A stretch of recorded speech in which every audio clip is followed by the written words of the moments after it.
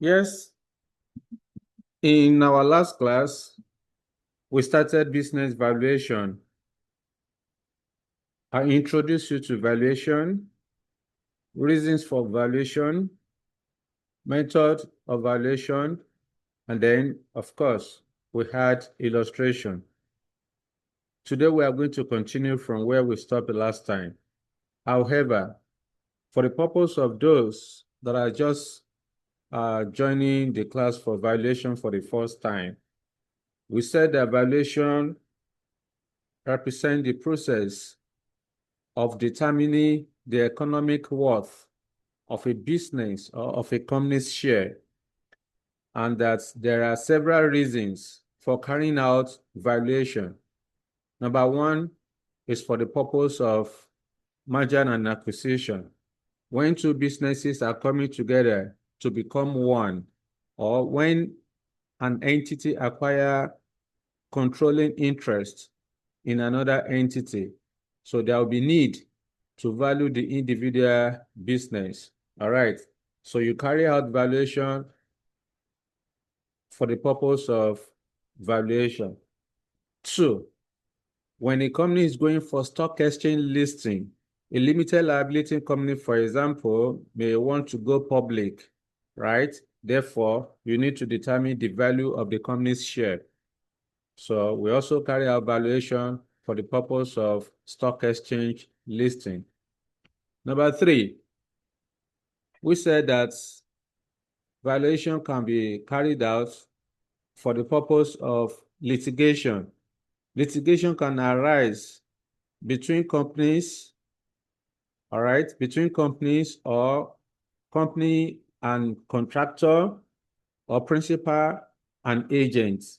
So when there is an unresolved dispute between the two parties, then the court may decide that they should determine the value of the asset or property in question in order to determine the claim settlement that will go to either of the party.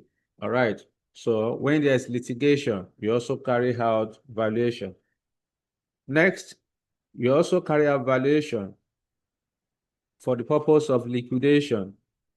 When the going concern of the company has been brought to a halt, or when it is difficult for the company to carry on the business on a going concern basis, then there will be need to dispose of the assets of the business at a breakup basis.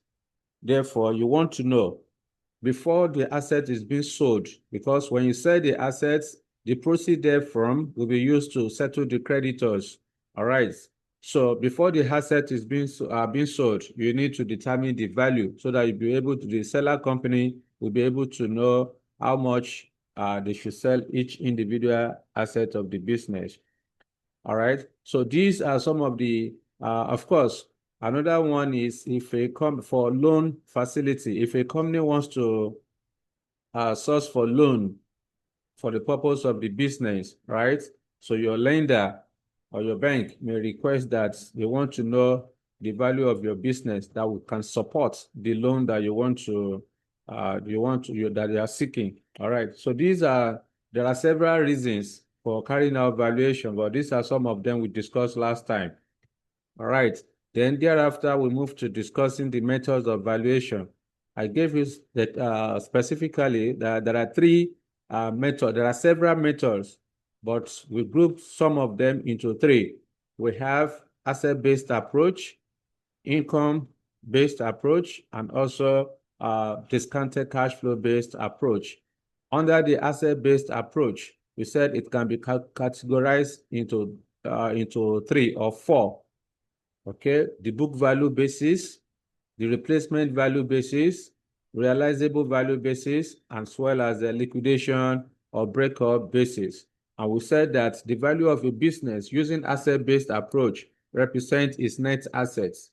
And then net assets is the difference between the total tangible assets and then total liabilities. And that where intangible assets are given, they should be ignored. Intangible assets such as goodwill, okay, copyright, patent rights, when you are given such intangible assets in a question, you have to ignore them except they have a market value, all right? Except you are given the market value of the intangible asset. Remember, tangible assets are those assets that can be seen, moved, or touched, whereas the intangible assets are the assets that cannot be seen. You can't move it around, you can't see it, you can't touch it. And those are the ones I mentioned earlier, which is goodwill, all right, patent rights, copyright, all those are examples of intangible assets. All right. So the next one is income-based approach. Under the income-based approach, we discussed price-earning ratio.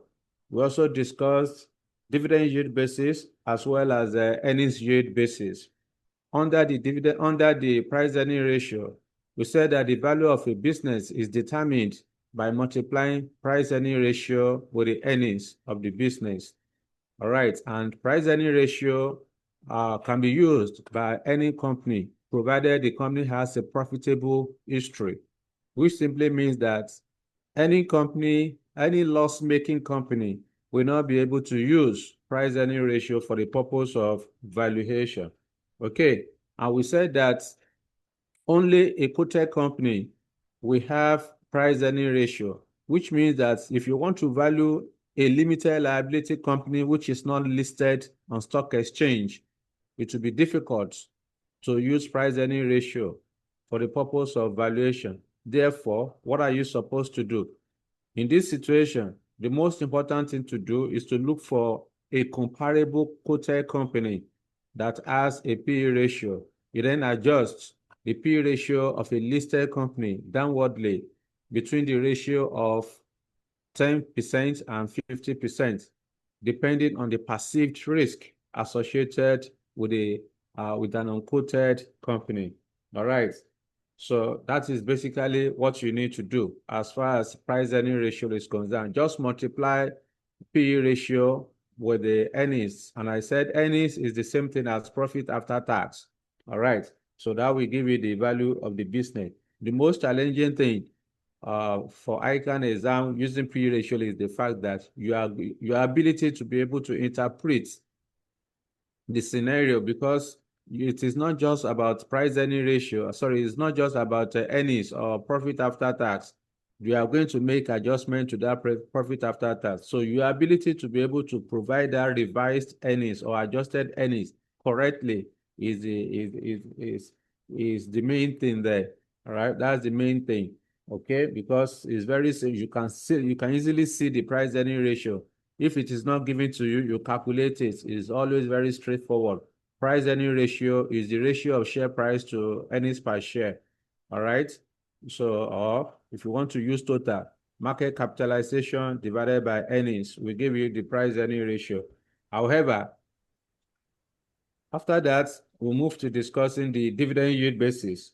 We said the value of a business using dividend yield basis represent the present value of future dividend discounted at the cost of equity or dividend yield.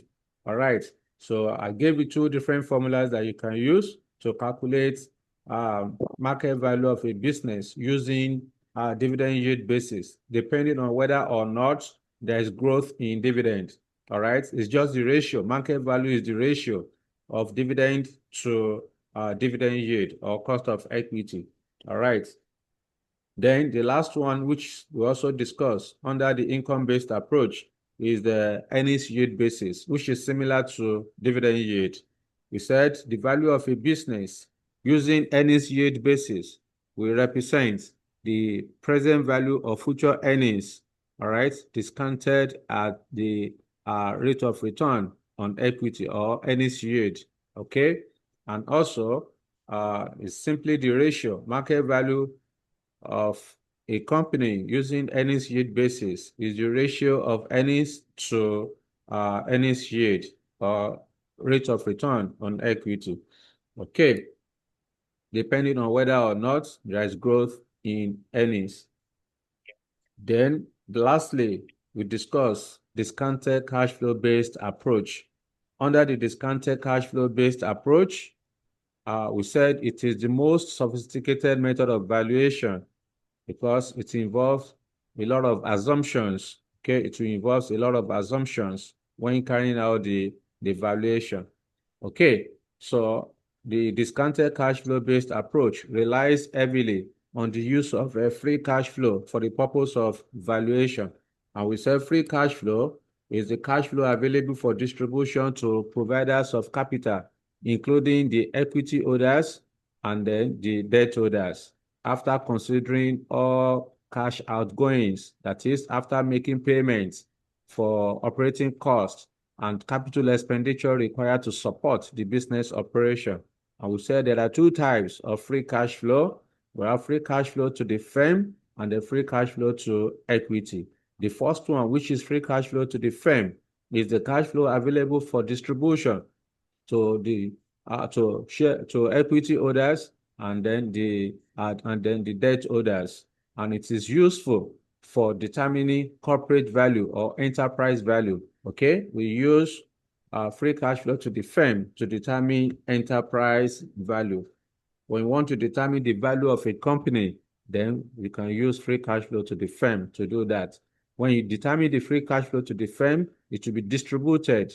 The free cash flow will be distributed, will be shared between the two providers of capital, between the equity holders and then the debt holders. Then, of course, I provided you with two different formats that you can use to calculate free cash flow to the firm, depending on the information available. The last one, or the second one, is free cash flow to equity, right? The second type of free cash flow is free cash flow to equity. And we said free cash flow to equity is the cash flow available for distribution to ordinary shareholders or equity holders. And it is useful for determining market value of equity or equity value. Okay, when you want to determine equity value, we use free cash flow to equity. We also discuss the uses. Of course, I did with three different formats that you can use to prepare your to calculate your free cash flow to equity, depending on the information available. We can start with free cash flow to the firm. We can start with profit before interest and tax. We can start with profit after tax. Whichever information you have on that day, you all have the right formats to use for the purpose of calculating your free cash flow. Okay, then we mentioned the uses areas of application of free cash flow. Okay, we said free cash flow can be used to value a business. All right, when you want to determine the value of a business, you use free cash flow to do that. For example, when there's merger and acquisition, you can use free cash flow to value the business. Then also, free cash flow can be used to pay debts. You can use free cash flow to pay dividend. You can use free cash flow for dividend or to determine dividend capacity. And we said dividend capacity is the ability of a company to pay dividend from the cash flow available for distribution to equity holders. And it is calculated as the ratio of free cash flow to equity to dividend. You want to know how many times does the free cash flow to equity or can the free cash flow to equity cover dividend? Okay, the higher, the better. Okay, so that's basically what we discussed in our last class. Of course, we had illustration. And then I also mentioned to you, how do you value a business using the free cash flow, using the discounted cash flow? In your syllabus for financial management, you don't have business, you don't have a merger and acquisition. And that's what the examiner was specific in the scope of business valuation, that you are going to be tested on simple valuation, all right, on simple business valuation. So because you don't have the knowledge of merger and acquisition, is not within your syllabus. So the discounted cash flow is broader than what I discussed with you a few days ago. It's more than that, particularly when you have when there's business combination through merger or acquisition. So we need to take it further. But because you don't have the scope of M&A, merger and acquisition in your syllabus, that is why we did not discuss that. Because when there is merger and acquisition, when there's business combination, there are different scenarios that will arise. I usually call it scenario number 1, scenario number 2, and scenario number 3. Each of the scenario has a way, has a procedures that you need to carry out for you to be able to value the business. So we did not discuss all of that because it's not within your syllabus, and I don't expect ICANN to test you in that regard. Because, for example, when you say scenario number 1, we arise whereby business and financial risks will change. When that happens, your free cash flow should be discounted using WACOB, that is weighted average cost of capital of the combined businesses. Of course, even though we did WACUCA under cost of capital, yes, you can say that one can apply. But scenario number 2, we involve the use of adjusted present value, which is not within the scope of your syllabus. All right, adjusted present value is part of capital budgeting, but it's not within the scope of your syllabus. You are excluded under financial management. So for scenario number 2, for example, business risk will not change, financial risk will change. When that happens, you need to value the business using the adjusted present value. So like I said, it's not in your syllabus, and that's why examiner did not ask you to do all of that under the business valuation. Scenario number 3, business risk and financial risk will not change. If that happens, then you discount the free cash flow using the existing WACC. All right, so that's all. So that is where we stop in our last class. So today we are going to have 2 or 3 illustration more. Then we'll call it a day. So let me know if you have any question for me, particularly based on what we did a few days ago on business valuation. If not, we move straight to solving questions. Any question? All right. So we have solved a question that involved stock exchange listing. That was the only question we solved last time. Let's solve another question that involves asset-based approach, income-based approach, dividend yield basis. All right, dividend yield basis, price earning ratio. So let's solve that.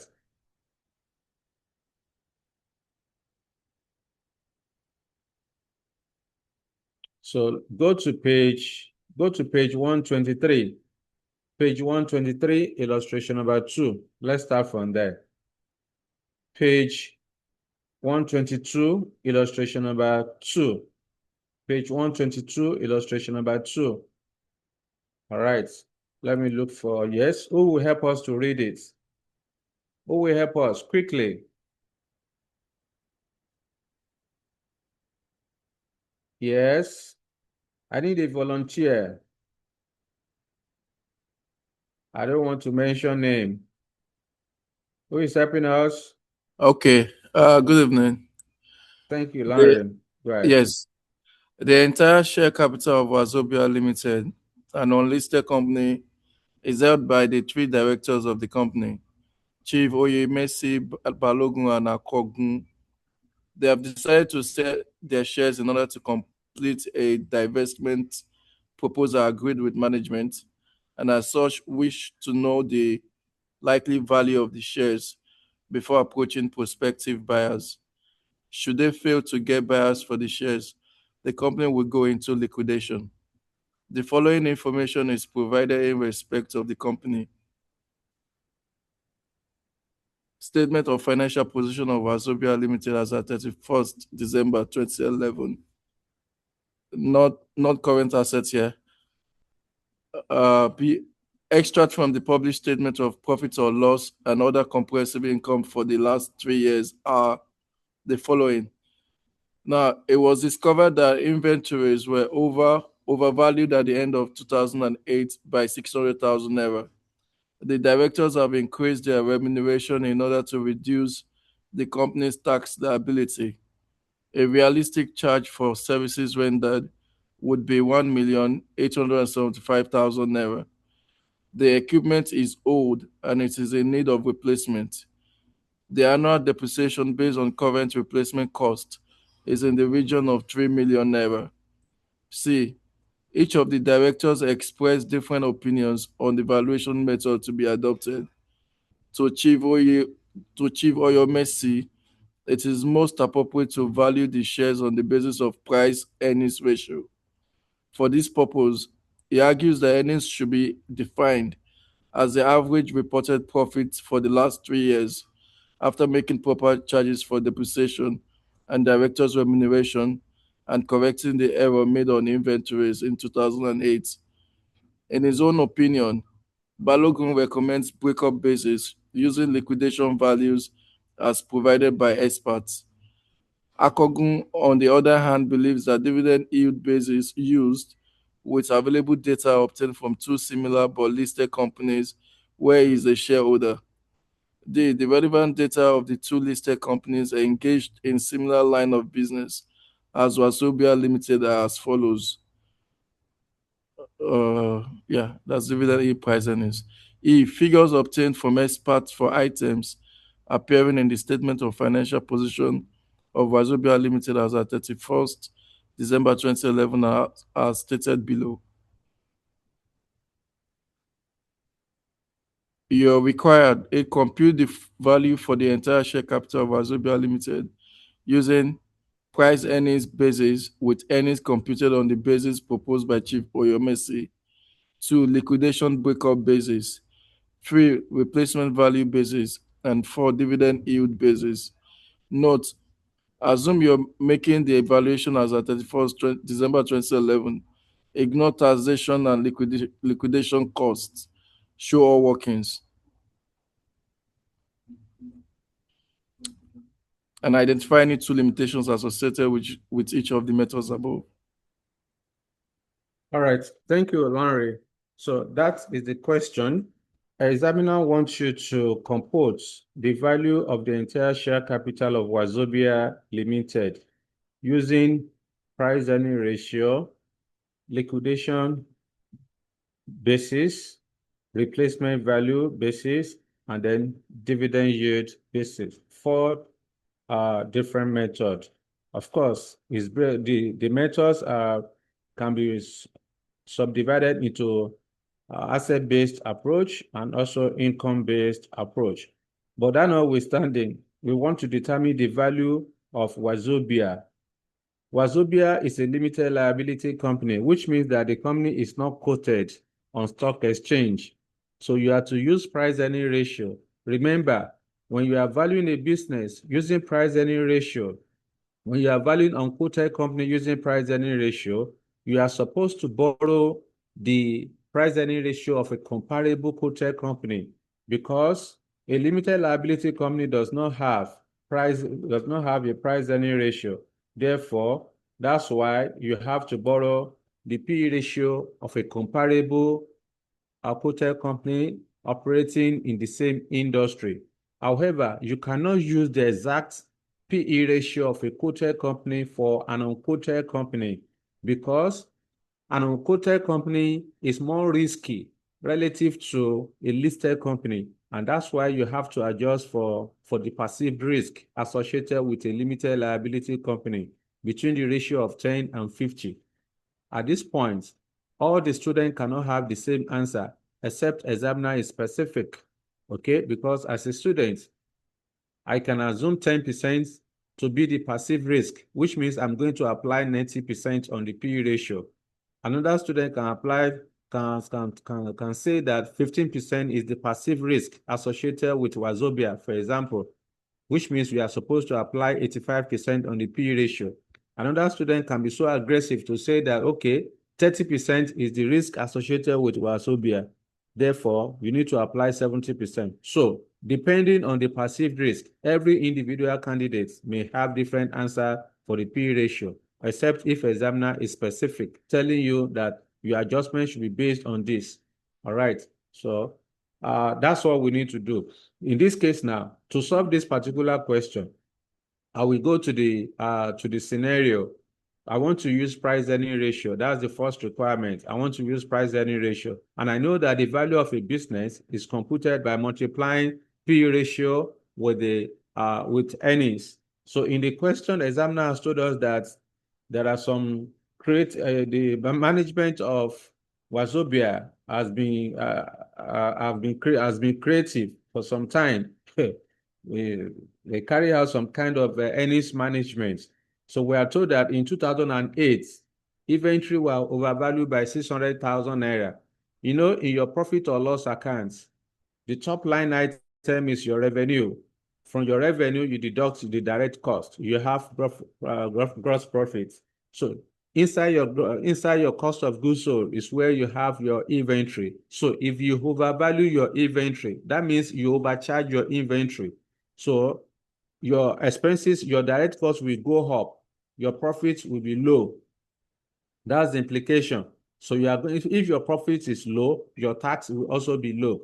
So in order to correct this 600,000, what are you supposed to do? You return it to the profit of 2009. All right, to the profit of 2009. Okay, so that's how you are going to trade that information, because you overvalue your inventory. Because you overvalue your inventory, your profits is lower as a result of that. So the difference of 600,000, you then add it back in the subsequent year. Okay, in the immediate subsequent or in the following year. Now, the second scenario here for adjustment for our earnings is that you are told that the directors have increased their remuneration, which is very common among companies, especially those small and medium companies, you know. So they've increased their directors' remuneration. Sorry, they reduced their directors' remuneration in order to reduce tax liability. Sorry, they increased directors' remuneration in order to reduce tax liability. All right, so how do you correct? They are supposed to charge directors' remuneration of 1,875,000, but they end up charging more than that. In 2009, they charged 2.5 million. In 2010, they charged 2.9. Then 2011, they charged 3 million. So what do? You find the difference. The difference is what they overcharge. Then you return it. It will be part of the profit reported. All right. So this is how you are going to do that. Then the last one is depreciation. The company is supposed to charge depreciation of 3 million naira.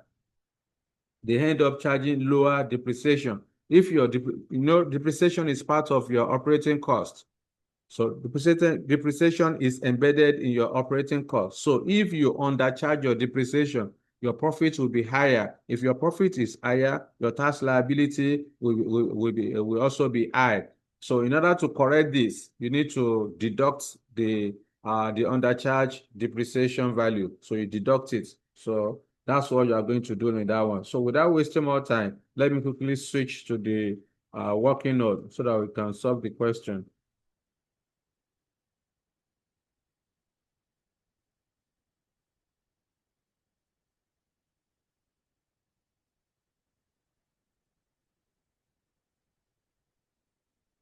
Okay, solution.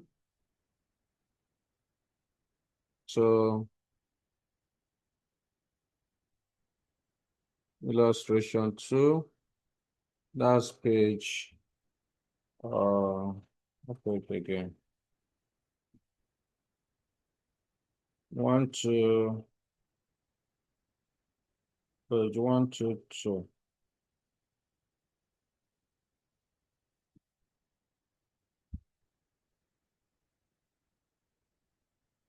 All right. So the name of this company is Wazobia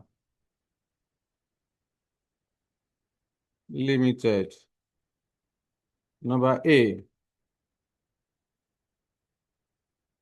determining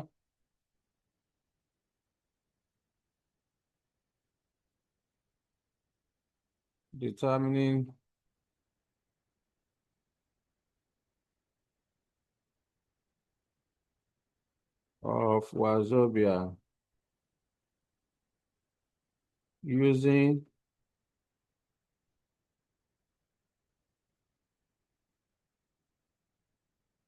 so the first method we are asked to use is PE ratio, price earnings basis. So using the price earnings basis, we said that the value of a business is computed as price earning ratio multiplied by earnings. Therefore, now, like I've said, Wazobia Limited is a limited liability. Wazobia is a limited liability company. It doesn't have PE ratio. Only a quoted company will have PE ratio. So, because Wazobia is a limited company, it doesn't have a PE ratio. You need to look for a comparable quoted company that operates in the same industry as Wazobia. Once you get the P ratio of that company, then you adjust it downwardly between the ratio of 10 and 50%. So I will then come here, value equal to, I don't know the P ratio. I will go and work it out. All right. So I can, let me just put it here. Let me go and do working. This would be for price earning ratio. This will be for asset-based approach, dividend, then working will come here, number 4. Page 4 will be workings.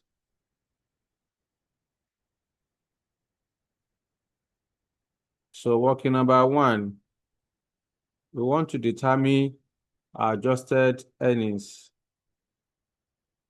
So adjusted P ratio. Why are you adjusting the P ratio? Because Wazobia is a limited liability company. So I would then say PE ratio equal to the PE ratio of the first company, according to the question, is 5.4.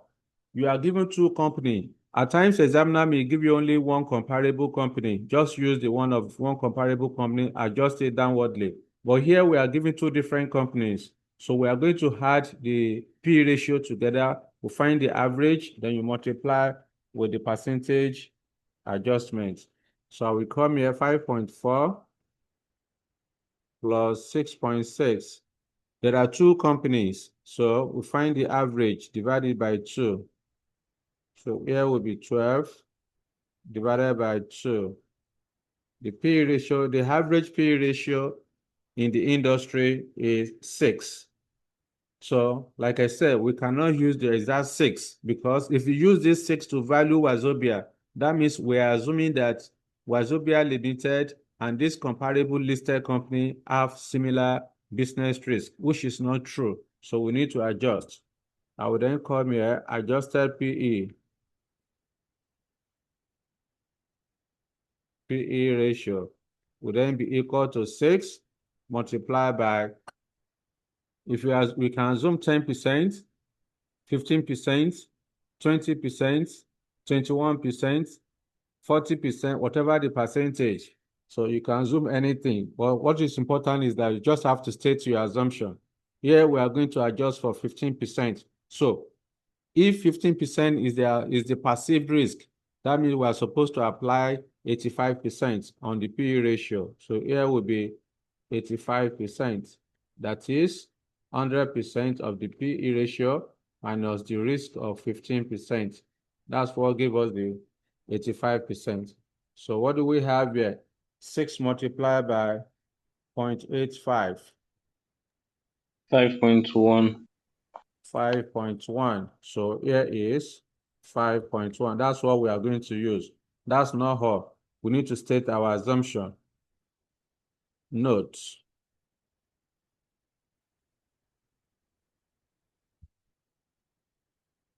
Wazobia Limited does not have a PE ratio. Therefore, the PE ratio of the comparables, the average PE ratio, let me adjust that. The average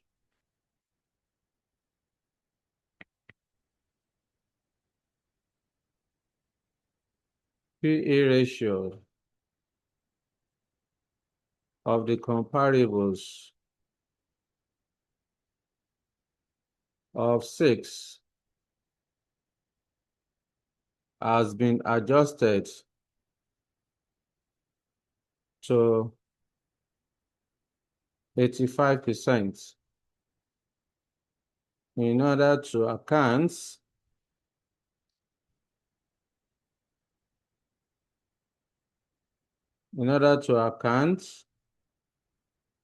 for the risk inherent in Wazobia Limited. Okay. So I've told the examiner how I come about my P ratio. All right. So that is for that. I can then go up there. Before I move up, I also need to adjust for the earnings. So number 2, working number 2, revised earnings.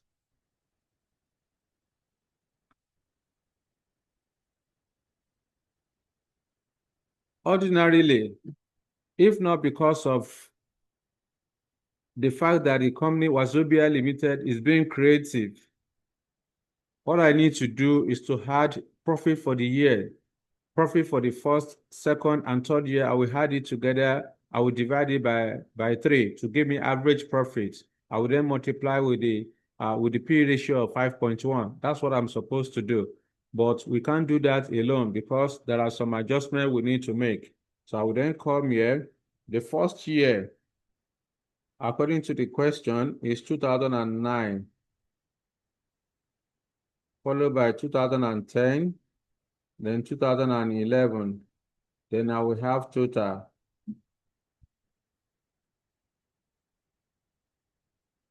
Our figures are in thousands. Okay, so I will come here, profit for the year.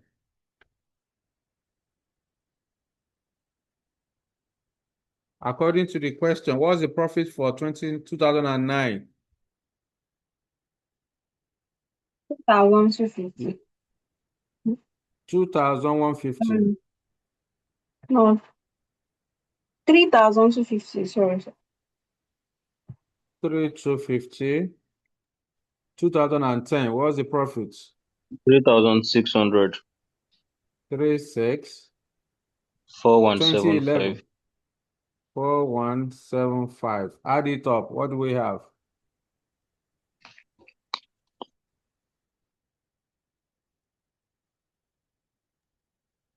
$11,025. 11,025. That's the total profit for the 3 years. Then I will go back to the question and identify all the scenarios that examiner has mentioned. We need to make adjustment for them. So according to the question, immediately after the table for part B, we are told that it was discovered that inventory were overvalued at the end of 2008 by 600,000 naira. So we need to correct that. So in 2008, they overvalued inventory. So I will say inventory overvalued. So that 600 was overvalued in 2008. So you need to return it to the profit of 2009. So here will be 600 dash 600. So we have corrected that because like I explained earlier, if you overvalue your inventory, your profit will be lower because you expect your direct cost will go up, then your gross profit will be lower. All right. So we have corrected that. We have corrected that. So let's move on. Next, we are also told that the directors have increased their remuneration in order to reduce the company's tax liability. Okay, a realistic charge for services render will be 1,875,000. So the company is supposed to charge directors remuneration of 1,875,000, but they end up charging a higher directors remuneration. So we need to correct the difference. We had it back. So I would then say directors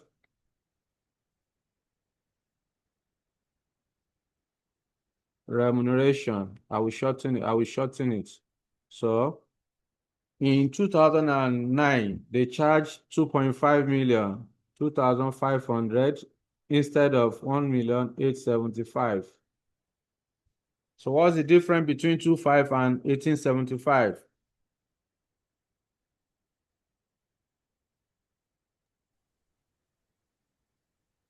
Two five. 1125. 625. Here will be 625. So in 2010, director remuneration charge was 2,900. So 2,900 minus 1875. 1025. 1025. In 2011, 3,000 was charged. So 3,000 minus 1875. 1125. 1125. So we add up the three of them. 2775. 2775. Then the last one, depreciation. According to the question, we are told that depreciation was undercharged. The equipment is old and is in need of replacement. The annual depreciation based on current replacement cost is in the region of 3 million. So the company was supposed to charge depreciation of 3 million naira. But when you look at the information given, annual depreciation was 2,250,000. So difference of 750 was undercharged. So we need to return it. So I will say depreciation. I don't have space. I would have written undercharge. But here will be 3 million. They were supposed to charge 3 million, but they charged 2,250,000. So which makes their expensive to reduce. So to correct this, you return the difference of 750. You then deduct it from the profit. 750. 750. 2,250,000. So that's all. We then find the let me push this one to the front a little bit.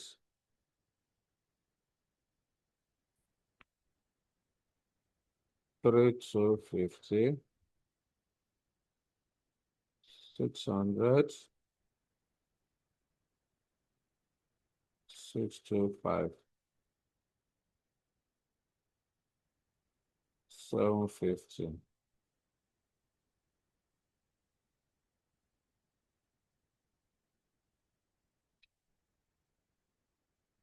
All right. So all we need to do now is to add up the total. I need only the total. 1 to 150. 1 to 1. 150. That's it.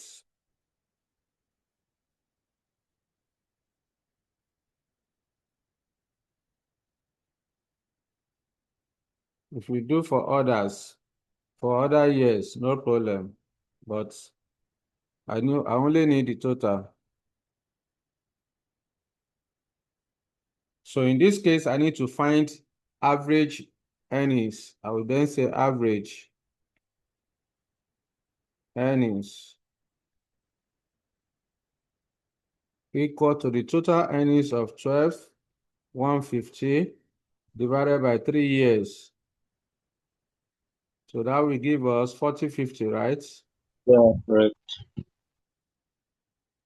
Okay, so I can then go up there and calculate the market value. Okay, our adjusted earnings is 5.1 multiplied by earnings of 4050. Therefore, the value of Wazobia using price earning ratio is what? 2655. 2655. I would then say the value of Wazobia Limited using PE ratio is, let me manage, no, 20,655,000. That's it. So I'm done with that. The next one is, according to the question from the requirements, we are to use liquidation and replacement value basis. So liquidation and replacement value basis is a form of asset-based approach. Therefore, I can use only one table to solve the two. So I will then come here. Let me see. Let me just use here so that I don't box myself. So liquidation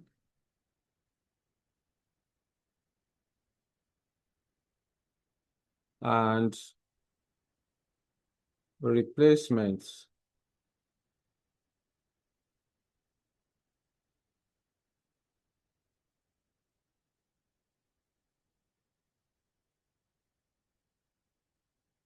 Value basis.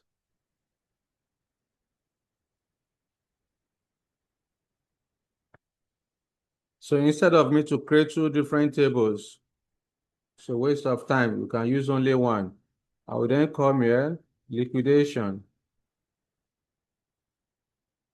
replacements.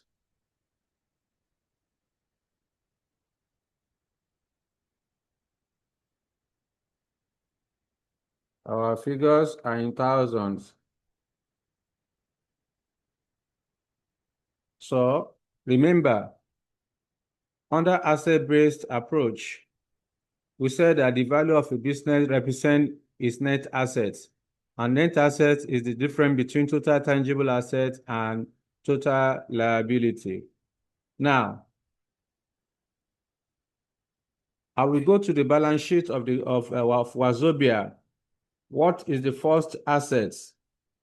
The first asset given to us in the balance sheet is a freehold property at a cost. Okay, we are given freehold property. So I will then go to the information given to me in the question under liquidation basis. Do we have freehold property? Yes. So we are given 15 million for freehold properties. So I will come here, freehold properties. Under liquidation, 15 million. Under replacements, 15 million. Next, assets. The next one is from the balance sheets.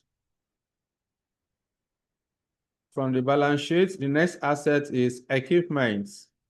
Okay, so I will then go to where I have information on liquidation and replacement. If I have equipment there, yes, we are given equipment of 5,400 under liquidation, then 8,650 under replacement. Okay, equipment.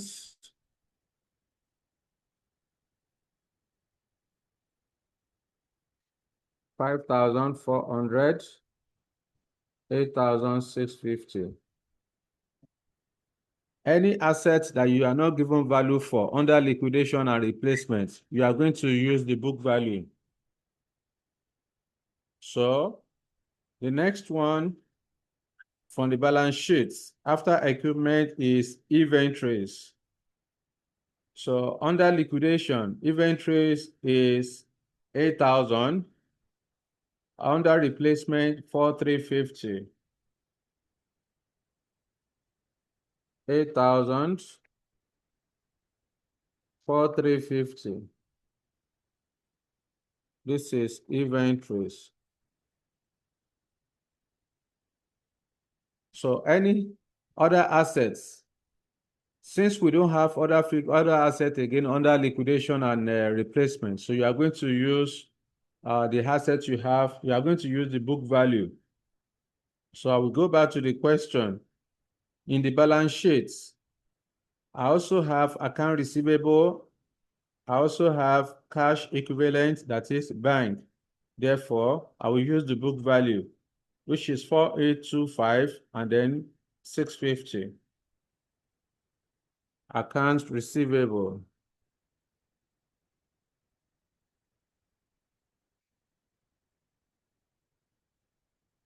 We also have cash equivalent. All right, that is bank. So according to the figures for receivable is 4825. So here will be 4825, 4825. Cash is 650, 650. So I will then add everything together. What do we have? This will be total tangible.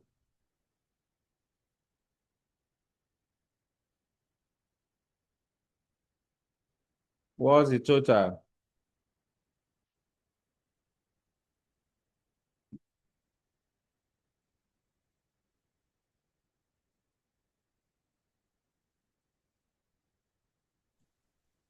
Liquidation 33,875. Liquidation 33,875. Replacements Replacement 33 415. 475. So we are going to less total liability. According to the question, we are given current liability of 4,150. So current liability.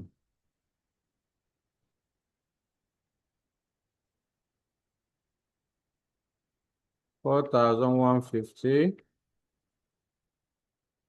4,150.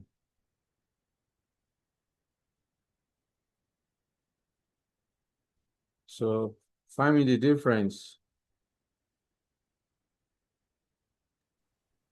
29,325 for replacements. 29,325. 325. 29,775 for liquidation. 775. So this represents the value.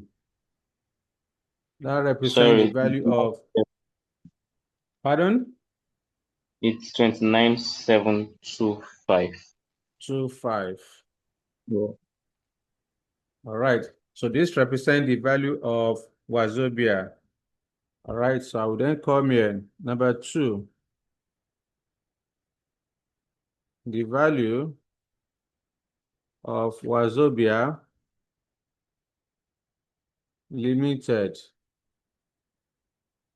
using liquidation basis is 29,725,000 naira.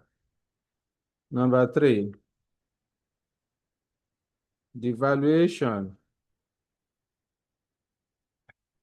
of Wazobia Limited using replacement value basis produced 29,325,000. That's it. Let me see. Somebody is serving charts. Lekon, can you hear me now? Yes, sir. I Yes, sir. say you. Oh, I okay. I then. logged out and logged in back. I can hear you. Okay. Then number 4. Number 4, we are to use dividend yield basis. Okay, number 4, dividend yield basis. Therefore, let me use the next page. Valuation.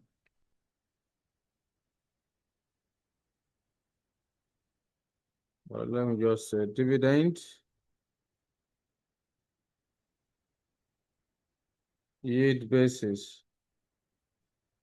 And we said that the value of a company using dividend yield basis represents the present value of future cash flows, future dividend, discounted using dividend yield or cost of equity. Okay, so to get the market value of Wazobia using dividend yield, in this question, we are not given growth rates. Therefore, the value will be ratio of dividend to dividend yield.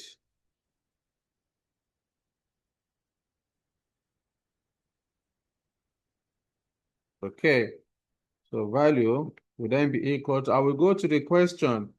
What's the amount of dividend? According to the question, we are given dividend of 2,250,000. Okay, so you divide it with the dividend yield.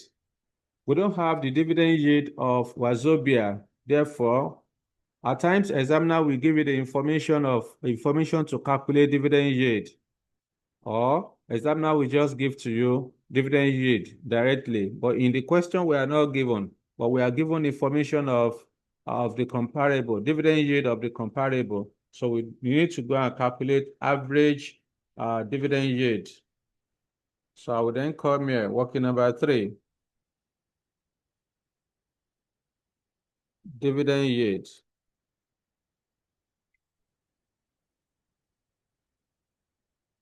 So we said dividend yield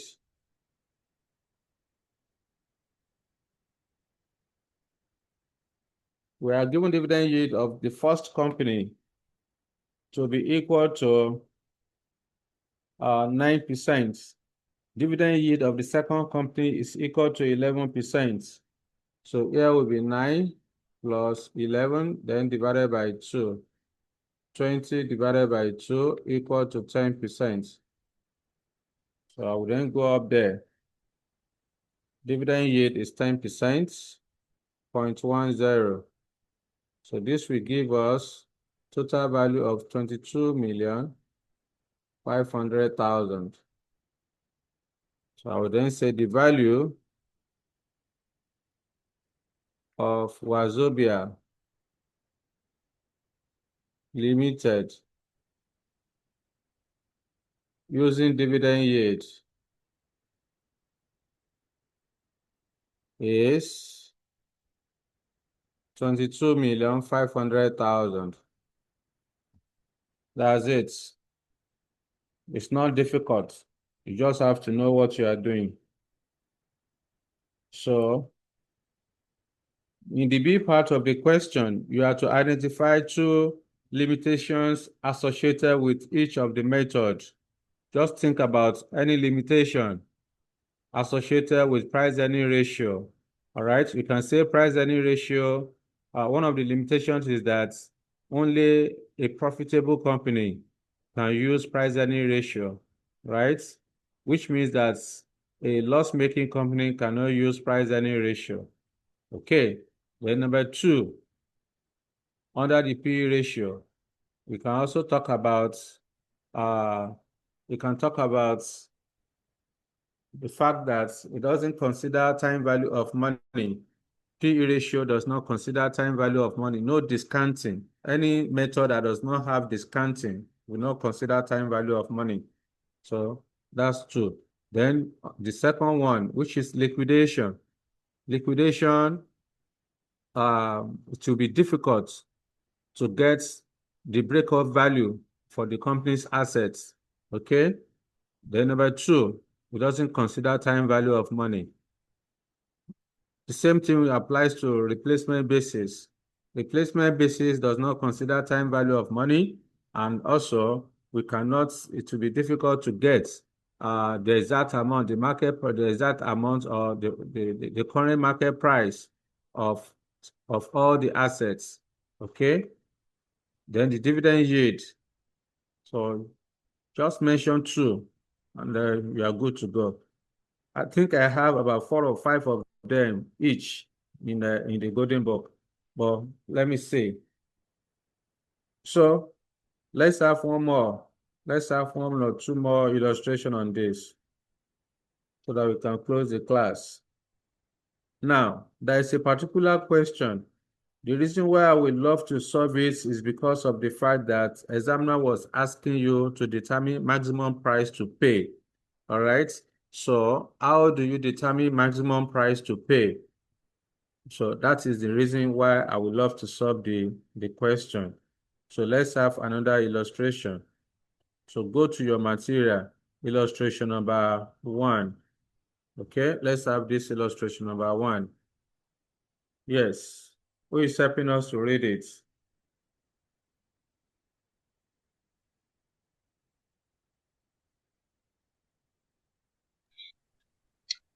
Okay. Michelin Bank PLC is a commercial bank incorporated in Nigeria in the early 80s.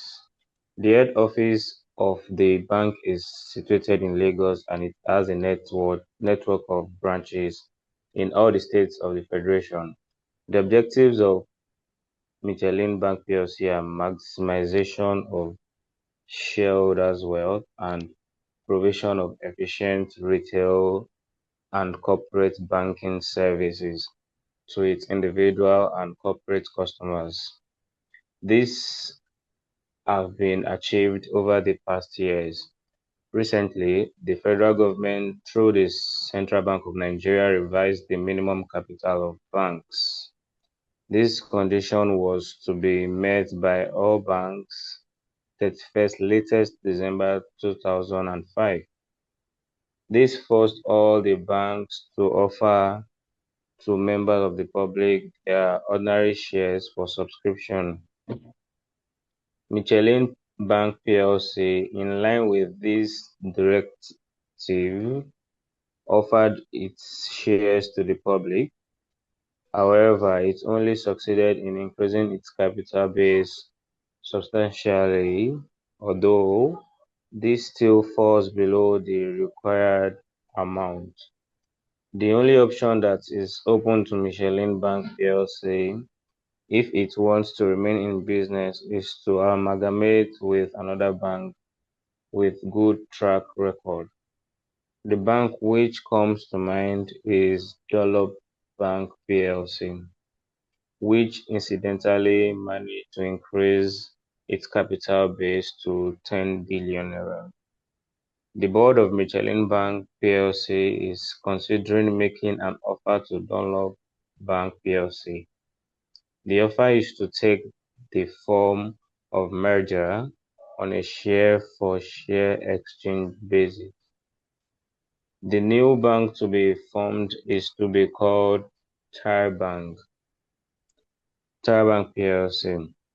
Extracts from the most recent accounts of the two banks are given below. Balance sheet extracts. We have net assets, ordinary share capital, reserves. Profit and loss account extract. We have profit after taxation, dividend, retained earnings. Both companies retain the same proportion of profit each year and are expected to do so in the future. While Michelin Bank's dividend are expected to grow by 12%, those of Dunlop Bank are expected to grow by 4% per annum. After the merger, that is in 1 year's time, Bank PLC will retain 60% of its earnings, and post-merger dividend growth rate is expected to be 10%. The dividend of both companies have been paid. The required rate of return of the ordinary share holders of Michelin Bank PLC is 15%, and that of Dunlop Bank is 12%. After merger, this will alter to 14% required. A. What is the required minimum capital for Nigerian banks under the current dispensation? B. What is the type of integration anticipated by Michelin Bank PLC called? C. If the merger is to take place immediately, calculate market values of the two banks before merger and maximum price Michelin Bank PLC will pay Dunlop Bank PLC. Shikina. All right. Thank you, Dijari. So from the requirements, examiner is asking you what is the required minimum capital for Nigerian banks under the current dispensation. So when this question was tested, the minimum threshold for capitalization is 25 billion naira. Of course, effective 1st of April 2026, there is a new capital requirement for Nigerian banks, depending on the category of license issued to each of the bank. All right, so we have banks with international operation, regional banks, we have national, we have merchants. All of that, they have different thresholds for capitalization. Of course, ICAN cannot test the new threshold now until after 6 months. So it just become operational this month, which is 1st of April.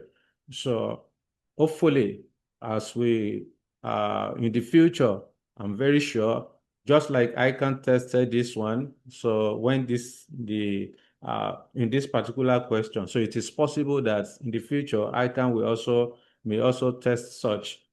What that means is that students will need to get familiarized with the economic trend or what is happening within the economy or within Nigerian space.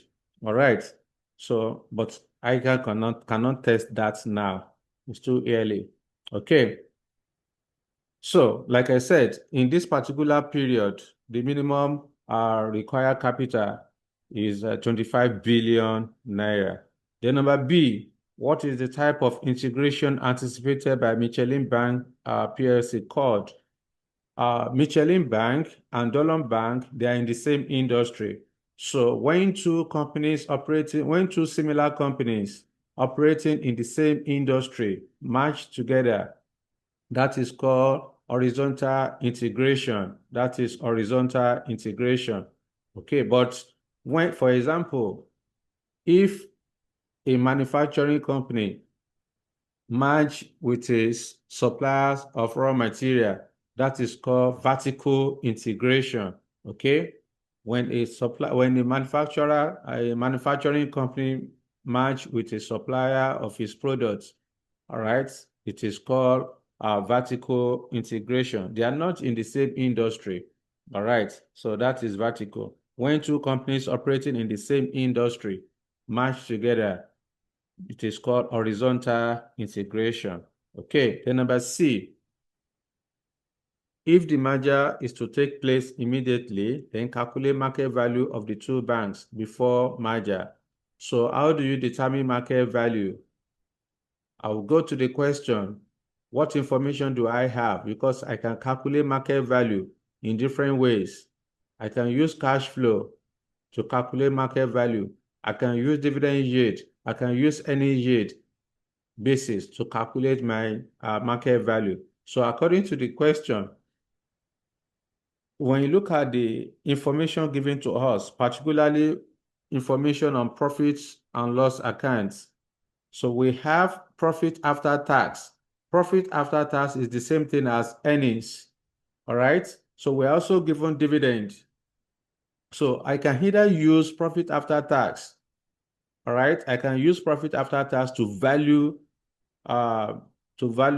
determine the pre-merger market value. However, when you look at the direction of the question, immediately after the profit after tax, emphasis was on dividend because the examiner told us that both companies retain the same proportion of profit each year and are expected to do so in the future. While Michelin Bank's dividends are expected to grow by 12%, those of Dunlop Bank are expected to grow by 4%. So we are given growth rate in dividend, which means that we are going to use dividend-based yield basis to carry out the valuation. That's what we are going to use because information about dividend is given. We are given growth rate. We are also given cost of equity. We are given growth rate. We are also given cost of equity for the two companies. That means we are going to use dividend valuation model. Therefore, I will stop sharing this and then move to the working notes.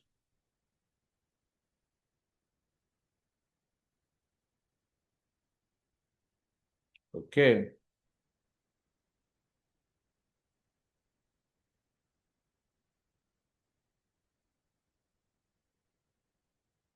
Solution to illustration 1. That's page 121, I think. Let me confirm.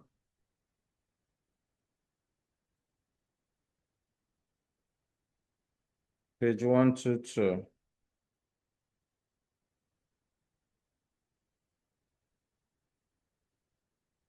All right.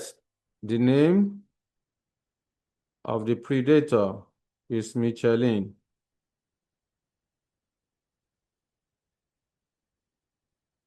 Bank PLC.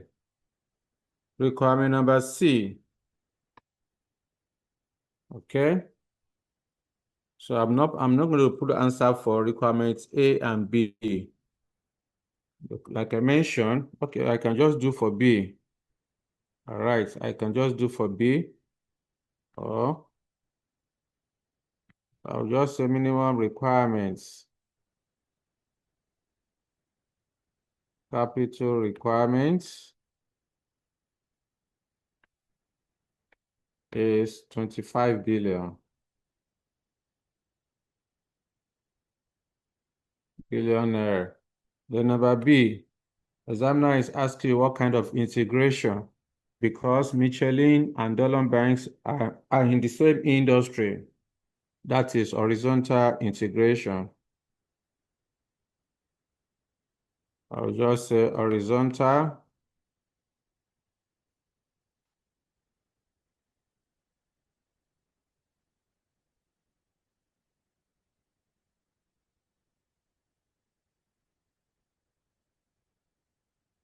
Integration.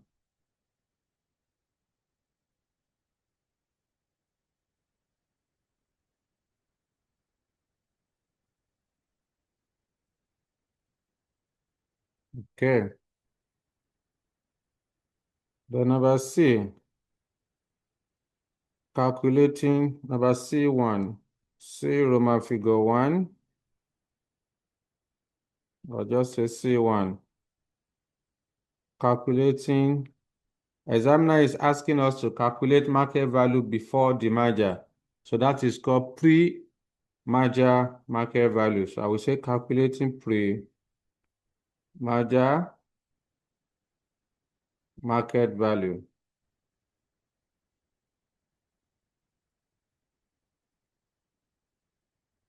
Okay. So we have identified from the question that we are going to use dividend yield basis. Therefore,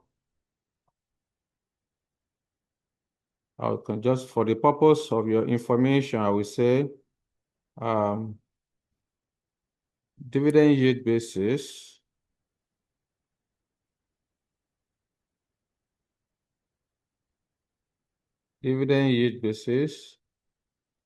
will be used to calculate the market value before the merger, since information about dividends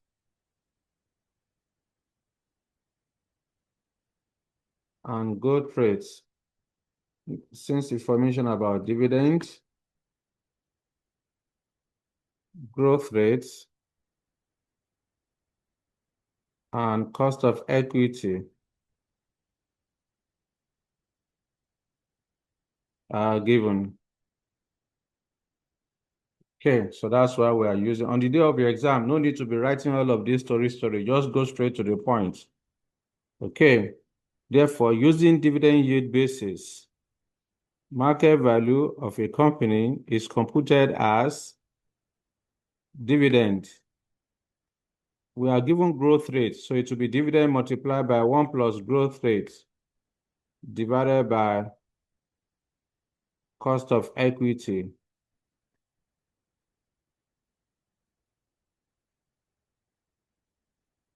Or dividend yield.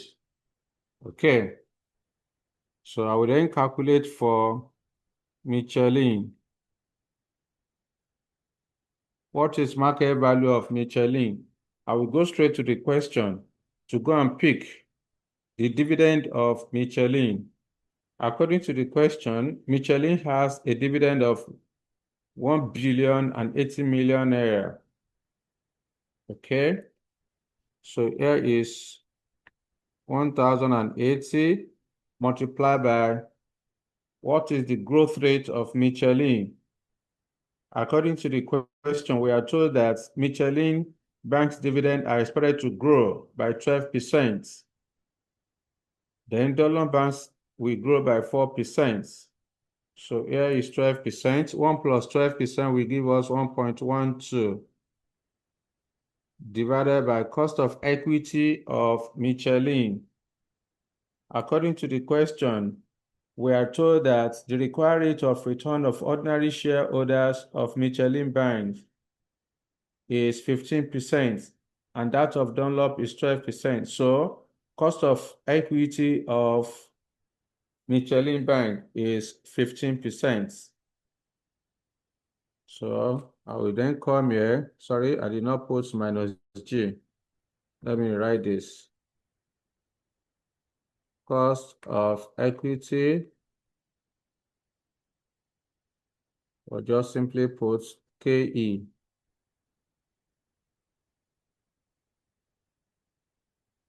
Cost of equity minus growth, yeah. So here will be 15% minus 12% growth rates. So this will give us what? 1080, 1080 multiplied by 1.12 equal, then divided by 0.03 equal 4320. 40,320 million. Then I will do for Dunlop. The pre-merger market value of Dunlop will be the dividend of Dunlop, which is 1155. 1155 multiplied by the growth rate. 1 plus growth rates. The growth rate of Dunlop is 4%. So 1 plus 4% will give us 1.04 divided by cost of equity of Dunlop. I think it's 0.12. Let me confirm. Yes, 12%. Cost of equity of Dunlop is 12%. So divided by 0.12 minus growth rate of 4%. So that will give us what? I would then say 1155 multiplied by 1.04 equal, then divided by 0.08 equal to 15,015.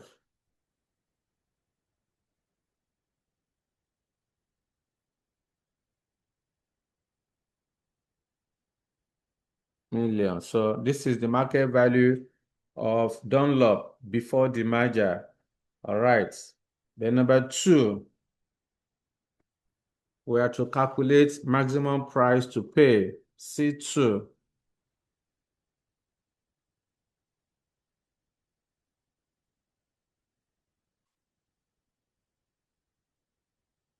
What's wrong with you? Let me change this one. So we want to calculate maximum price to pay. Pay attention. I did not give you note on this. Maximum price. What do you mean by maximum price? Examiner is asking you that you should determine the maximum price Michelin Bank PLC will pay to Dunlop Bank PLC. So you then say the maximum price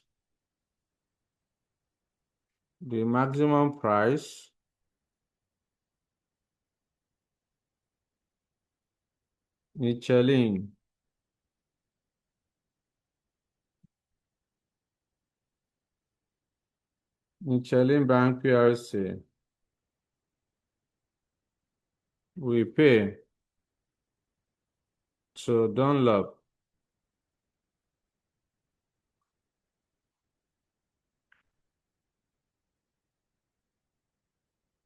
is the difference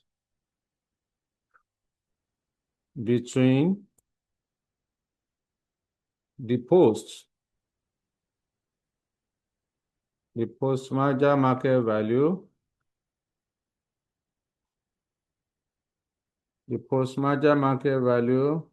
and the pre-merger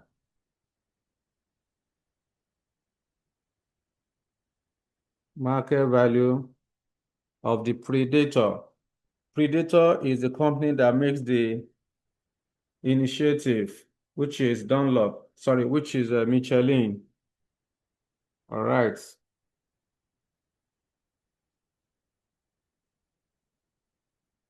Michelin is the one that want to offer share for share exchange. Okay.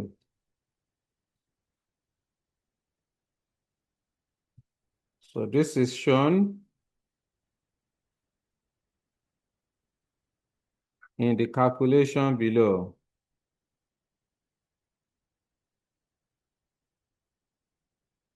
So to get the maximum price to pay, you need to first of all determine the post-merger market value. All right. After that, you already have the pre-merger market value. Therefore, there are 2 stages. First of all, you calculate the post-merger market value, right? Then you calculate the maximum price to pay. So I will come here post.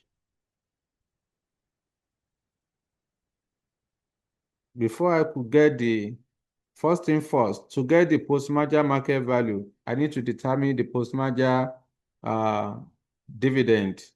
Okay, what is the dividend after the merger? Because it is the dividend I'm going to use to calculate the market value. So post-merger dividend.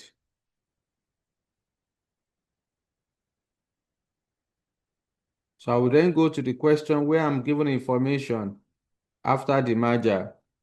I will go to the section of the question where I'm given information after the merger. So if you go to the last paragraph, examiner told you that after the merger, that is in 1 year's time, Tire Bank PLC will retain 60% of its earnings. Okay, so I will then go to, if you retain 60% of your earnings, that means you are paying out 40% as dividend. Okay, so I will then add up the earnings of the 2 companies. I will add it together. I will adjust for 40%, and that's the post-merger dividend. So the earning of the first one is 3,240. I will come here, earnings.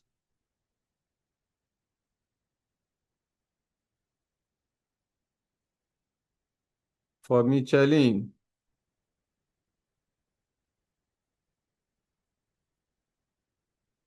$3,240. Dunlop, the earnings of Dunlop is 1,540. I will then add the two together. That will give us 4,780. So this is after tax. This is the post merger earnings. This is post merger earnings.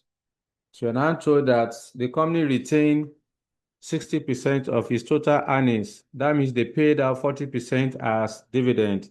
So I would then say dividend post merger dividend would then be equal to 4,780 multiplied by 40%. So this will then give us 4,780 multiplied by 0.4, 1912.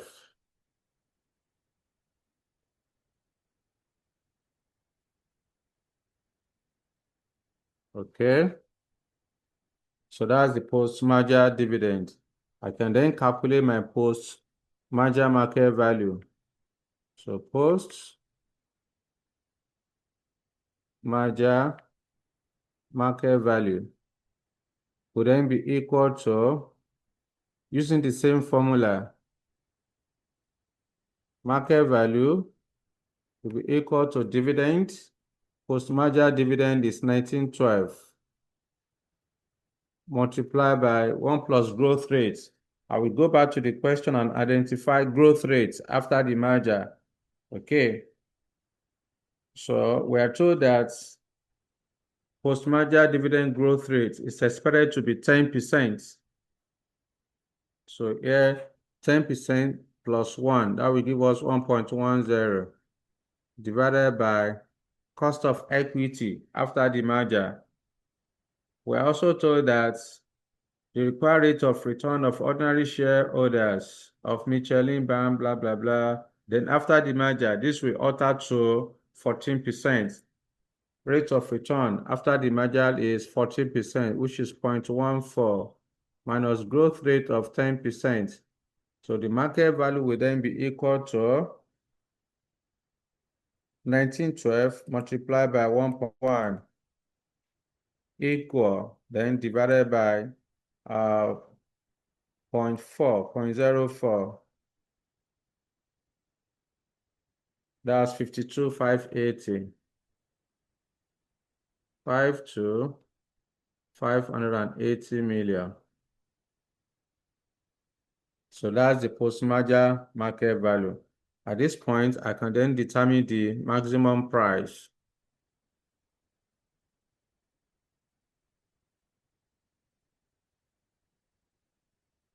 Maximum price to pay. We said that the maximum price to pay is the difference between the post-merger market value and the pre-merger market value of the predator, which is Michelin. So I can say post-merger market value, which is 52,580 minus pre-merger market value of Michelin, which is 40,320,000. So the difference is the maximum price that Michelin will pay. So 52,580. You say what? 12,260. 12,260. Okay. 12,260. So this is the maximum price. So anytime you're asked to calculate maximum price, this is how to do it. So I will then come here, the maximum price that Michelin Bank PLC we pay Dunlop Bank PLC is 12,260,000,000 naira. Okay, that's it. That answers the question. It's as simple as that. So like I used to say, no matter how simple is a question, if you don't know, you don't know. All right. Let me see. If I can give you one more, let me see if there's any question I can solve within 30 minutes. Let me stop sharing this. Let me know if you have any question for me. If there's anything that is doing you why, let me know so that I can provide clarification. So let me see if there's any question I can solve within some of the questions we have in this material is not relevant. So I'll have to push it out next time because they are not in your syllabus. Like this one, this is where you have scenario number 2 using adjusted present value. So adjusted present value is not in your syllabus. This one is scenario number 1, where business and financial risk will change as a result of the business combination. Any question that relates to business combination is not within your syllabus. So it's outside the scope. This one is scenario number 3, where business and financial risk will not change. So it's not within your syllabus. Yes, we can solve this one. This one is within your syllabus because this company wants to go for, want to float the company on stock exchange. The company wants to go public and you want to determine the value. Yes, we can solve this, but let me see.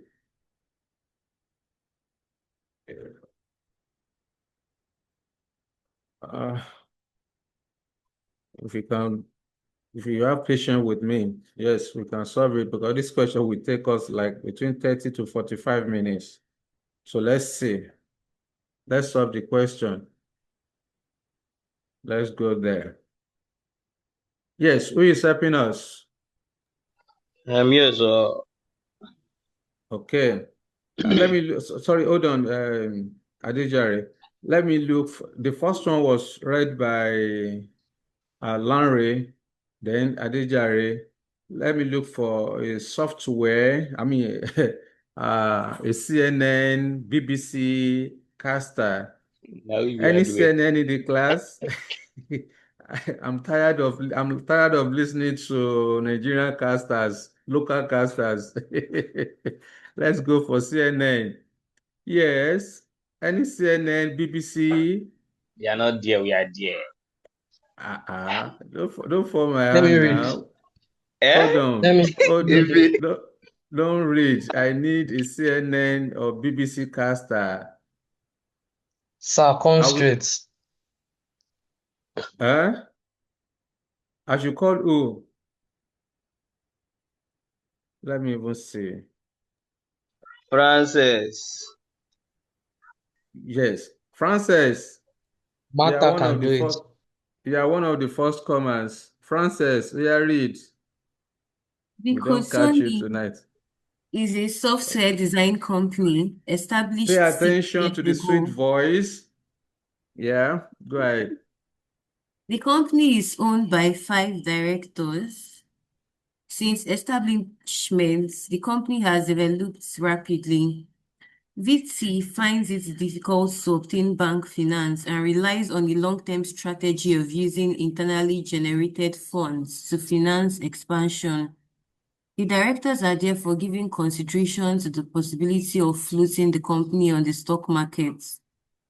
As a first step, you have been appointed by the directors to advise on the current value of the business under their ownership. The company's most recent statement of profit or loss and the extracted balances from the latest statement of financial position are as follows. Blah, blah, blah. During the current year, depreciation is charged at 10% per annum on the year-end non-current assets balance before accumulated depreciation and is included in other operating costs in the statement of profit or loss. The investment in net working capital is expected to increase in line with the growth in gross profits. Other operating costs consisted of variable components as 15% of sales, fixed costs, depreciation on non-current assets. Sales and variable costs are projected to grow at 9% per annum, and fixed costs are projected to grow at 6% per annum. The company pays interest on its outstanding loan of 7.5% per annum and incurs tax on its profits at 30%, payable in the following year. The company does not currently pay dividends. One of your tasks is to prepare for the directors a forward cash flow projection for 3 years and to value the firm on the basis of its expected free cash flow to equity. In discussion with them, you note the following. The company will not dispose of any of its non-current assets, but will increase its investment in new non-current assets by 20% per annum. The company's depreciation policy matches the current available tax allowable depreciation. This straight-line write-off policy is not likely to change. The directors will not take a dividend for the next 3 years, but will then review the position, taking into account the company's sustainable cash flow at the time. The level of loan will be maintained as 1.98 billion, and interest rates are not expected to change. For estimating the appropriate required return on equity, it is decided to make use of the capital asset pricing model. The challenge, however, is that the company is not quoted. An appropriate beta factor does not exist. You have found a listed company, Computer Limited, that is into software development. KL is also into computer hardware retailing. It has the following financial statistics: equity beta, debt to equity ratio, effective tax rates. About 60% of the market value of KL is attributed to software development division, while 40% of the value is attributed to computer hardware retailing. The computer hardware retailing division has equity beta of 0.8. Risk-free rate is 4% and market risk premium is 8%. VT has maintained a long-term debt/debt plus equity ratio of 20%. Required, provide an estimate of the appropriate rate of return to be used for the valuation of VT. Round your answer to the nearest whole number. Prepare a 3-year cash flow forecast for the business on the basis described above, highlighting the free cash flow to equity in each year. Estimate the value of the business based on the expected free cash flow to equity and a terminal value based on a sustainable growth rate of 4% per annum thereafter. Note, irrespective of your answer in A, assume required return of 17%. Advise the directors on the assumptions and the uncertainties within your valuation. All right. Thank you very much, Frances. So that is the question. We never can tell. Examiner can give you similar scenario on the day of your exam. And that's why I decided to let's try this one also, just in case you have it. How do you treat it? So the first requirement is to estimate appropriate rate of return. Rate of return will be cost of equity using dividend valuation model or capital asset pricing model or Miller and Modigliani formula. All right. So you want to calculate appropriate rate of return. Examiner told you that you should use capital asset pricing model. We are told in this bullet point that for estimating the appropriate required rate of return on equity, it is decided to make use of capital asset pricing model. So you want to calculate capital asset pricing model for Vicotoni. However, the challenge is that because Vicotoni is a limited liability company, the company does not have a beta factor. Therefore, you need to look for a comparable proxy company or a comparable company or proxy company that has beta, all right, that you can use. Now, the challenge is that this could have been very straightforward. Remember, we did project-specific cost of capital. Under project-specific cost of capital, we have 5 steps, right?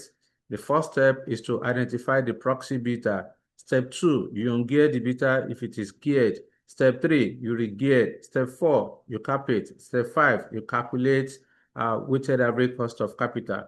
However, because you want to calculate required rate of return using capital asset pricing model, you are going to stop at step 4. You are not going to calculate WACC. You stop at cost of equity using capping. That's all you need to do. That's all you need to do. But again, another challenge with this question is that beta of software is not provided because we are told the challenge, however, is that since the company is not quoted, an appropriate beta factor does not exist. So had it been we are given the beta factor of, if we are given beta factor of Vicotoni, straightforward, we just calculate capping, capital asset pricing model, risk-free rate of return plus beta multiplied by market return minus risk-free rate of return. We get our answer. But because we are not given beta value of Vicotoni, so we have to look for a proxy company. In this case, the proxy company that we have found is Computer Limited. And Computer Limited does not only produce or software development. It's not only into software development. The company is also into computer hardware retailing, which means that Computer Limited has several activities. Okay, has several activities because Computer Limited is into software development as well as the hardware retailing. So which means that this equity beta of 1.4 given to you is a combined equity beta, because that equity beta of 1.4 is meant for software development and then hardware retailing. So you cannot use this 1.4 for software alone because it's a combined equity beta. So you need to convert the information given to you. You use the information given to you to get the beta factor of software development. That's all you need to do. Because of time, let me stop sharing this and move straight. So I want to calculate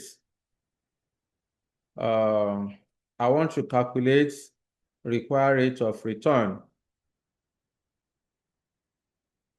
This is solution to illustration number, what is that? Let me check.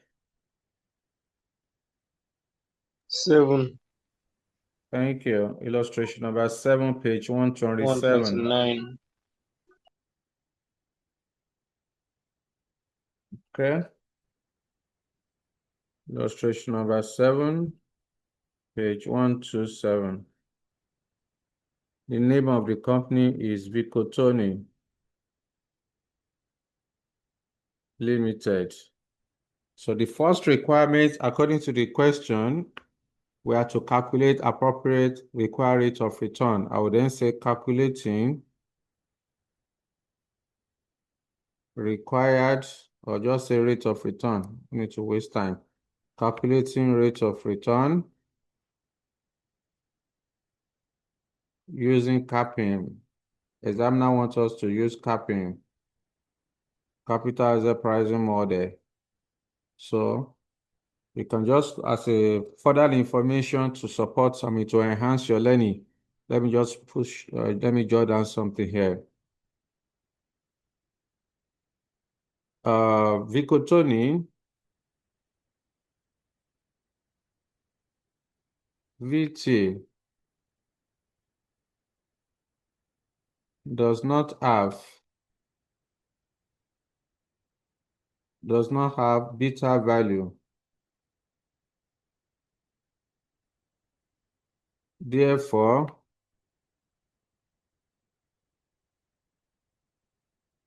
the beta, the proxy beta, I have to be faster. The proxy beta of Computer Limited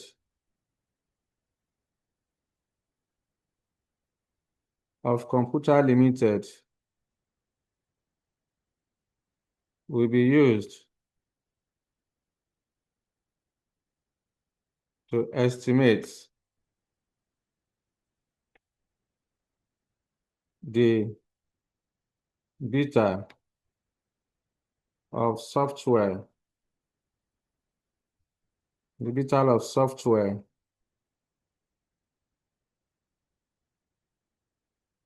for Vicotoni.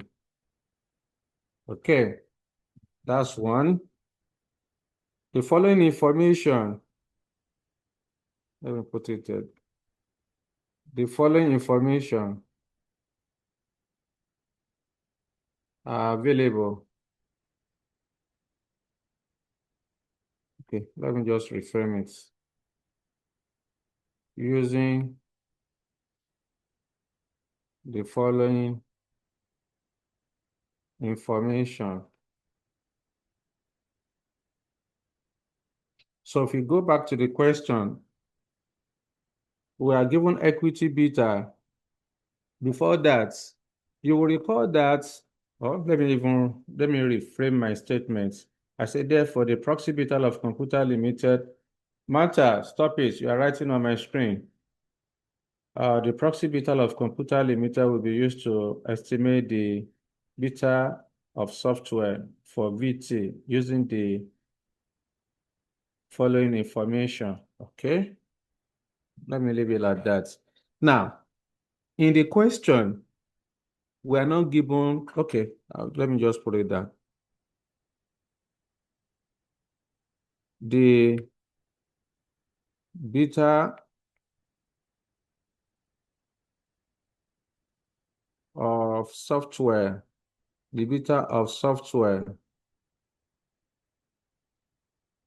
is not available.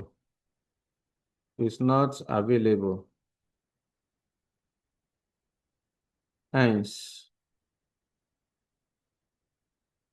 it's not available. However,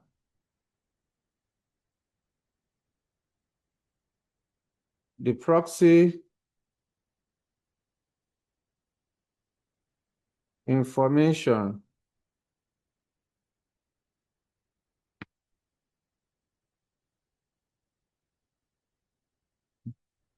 because of time. I don't want story to be too long. The beta of software is not available. However, it can be calculated, or it will be calculated as follows. It's not available, but can be calculated as follows. I have to move at a faster pace so that we can complete on time. So, because in the question, like I mentioned to you earlier on, you are given equity beta of 1.4 for Computer Limited. That 1.4 equity beta is meant for both software development and hardware retailing. So we cannot use the equity beta of 1.4 for software development alone. It's a combined equity beta. So you will recall that when we had WACOCA, weighted average cost of capital of the combined activities, I gave you 7 different procedures. Step 1 is to identify the beta of each activity. Step 2, ungear the beta if it is geared. Step 3, calculate market value of equity and debt. Step 4, calculate weighted average asset beta or asset beta of the combined activities. Then step 5, you regear. Step 6, you calculate cost of equity using capping. Step 7, you calculate WACOCA. Now, that same formula that you use to determine weighted average asset beta is the same formula you are going to use to get the equity beta of software. Okay, so I can then come here, combine equity beta. When I write out the formula now, I believe you are going to pick up. So combined equity beta is equal to beta equity of software multiplied by total market value of equity and debt of software all over total market value of equity and debt of software and hardware. Give this one to the left plus go to the right. Beta equity of hardware multiplied by total market value of equity and debt of hardware all over total market value of equity and debt of software and hardware. You remember this formula? This is the formula we use to determine weighted average asset beta or asset beta of the combined or combined asset beta, whatever you want to call it. So this same formula is what we are going to use. Why are we using this formula? Because the equity beta given to us is a combined equity beta. It's a combined equity beta. It's equity beta of software and also hardware. So I will then come here. I will define my variable. This is combined equity beta. According to the question, this is 1.40. So we also have beta equity of software. Beta equity of software. We don't know it. That's why we are following this procedure. So this is unknown. If we know it, we won't be doing all of this. Then we also have beta equity of hardware.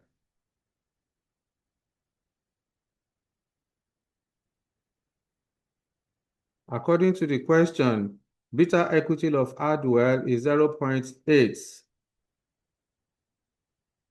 Next, we have market value, total market value of software. This is total market value of software. We are told it is 60%. 60 over 100 is the same thing as 0.6. We also have total market value of hardware.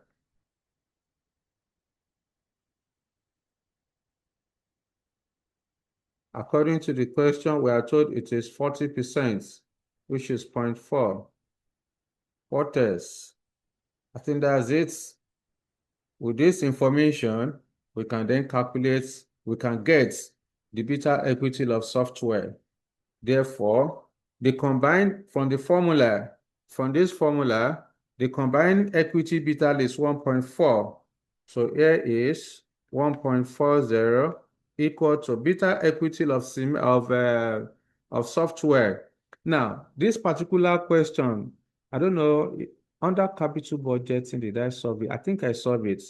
The question on Telemundo under capital budgeting is almost the same thing as this requirement number A, where we are asked to calculate cost of project-specific cost of capital. In any case, beta equity of software, we don't know it. That's what we are looking for. Multiplied by market value of software, which is 60%, plus, go to the other side.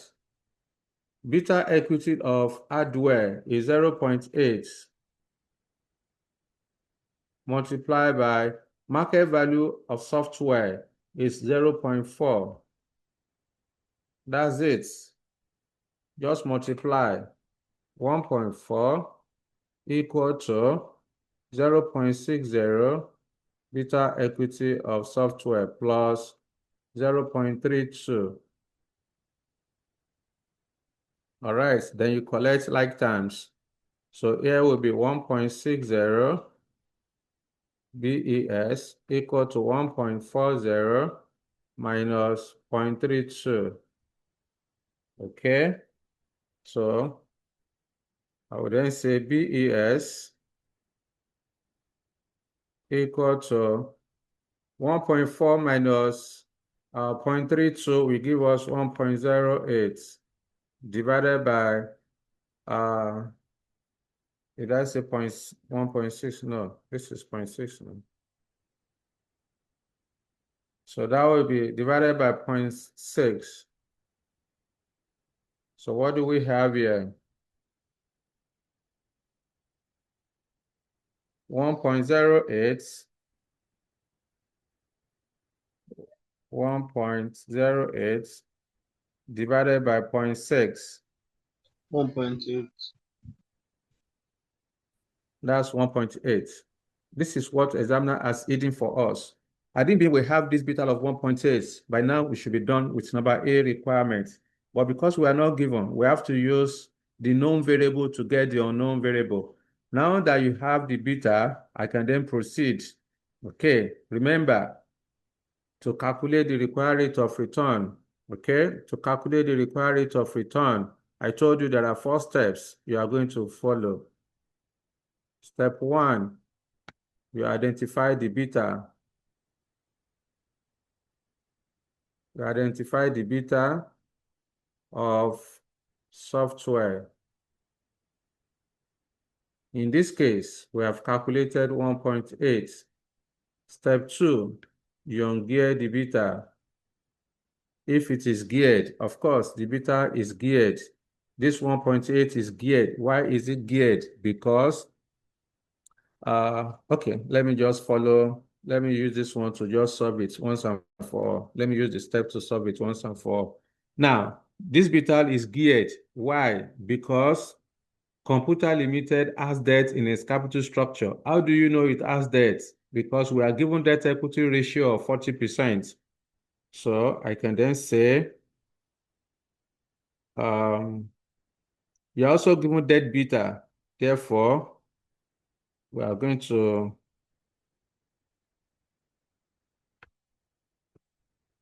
so I will then say,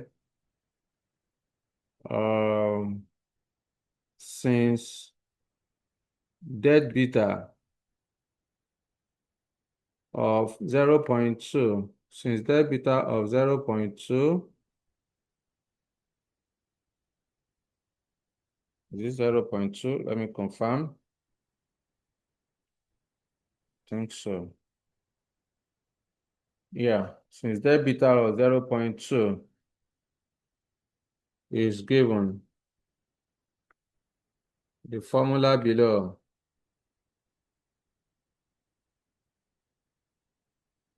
or let me just say asset beta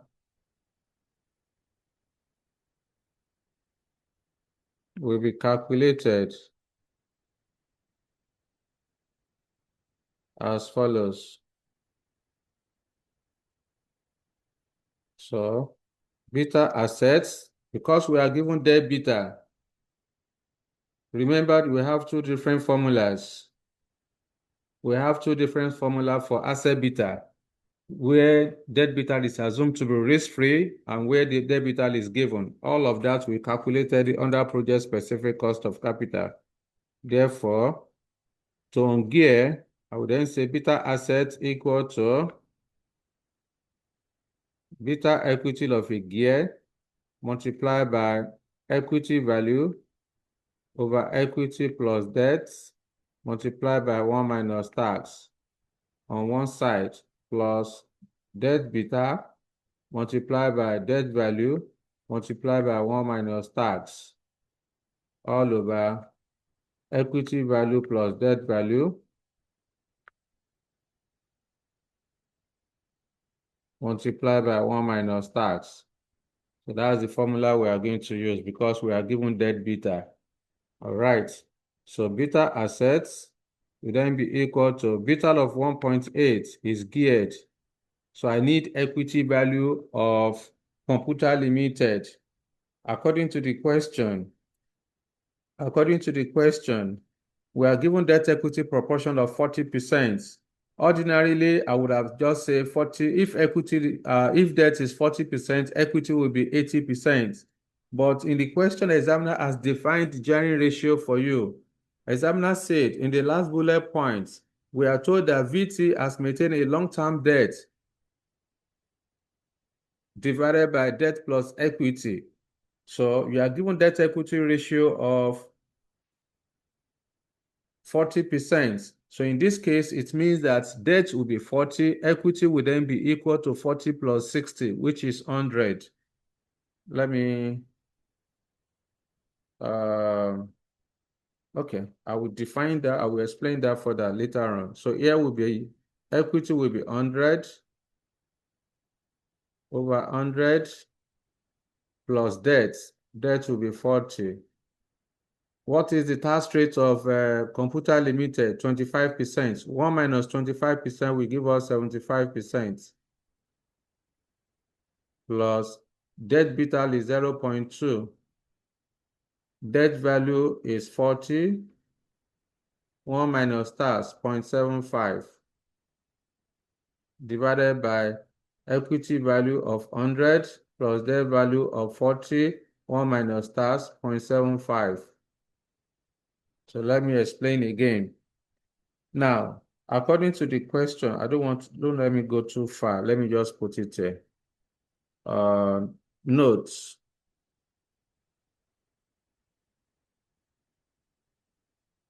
Before I go to step 3. Notes. The debt equity proportion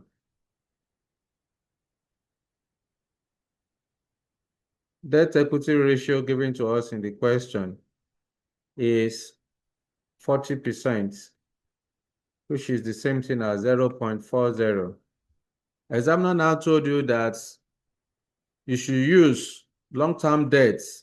Your gearing ratio, as defined by the question, the gearing ratio is calculated as debt over debt plus equity. That's what examiner says you should use. Had it been this information is not there, then we would have just said debt is 40, equity is 60%. But because examiner has already defined the gearing ratio for you, you have to use what examiner specified. Therefore, debt is D. Equity would then be equal to D plus E. So if D is equal to 40, then equity will be equal to 40 plus 60. This will be 40 over 100. So in this case, the debt equity proportion, debt equity ratio will be equal to 40 to 100. This should be 40 to ratio 40 to 100. That's it. The reason why we are doing it like this is because it was defined in the question.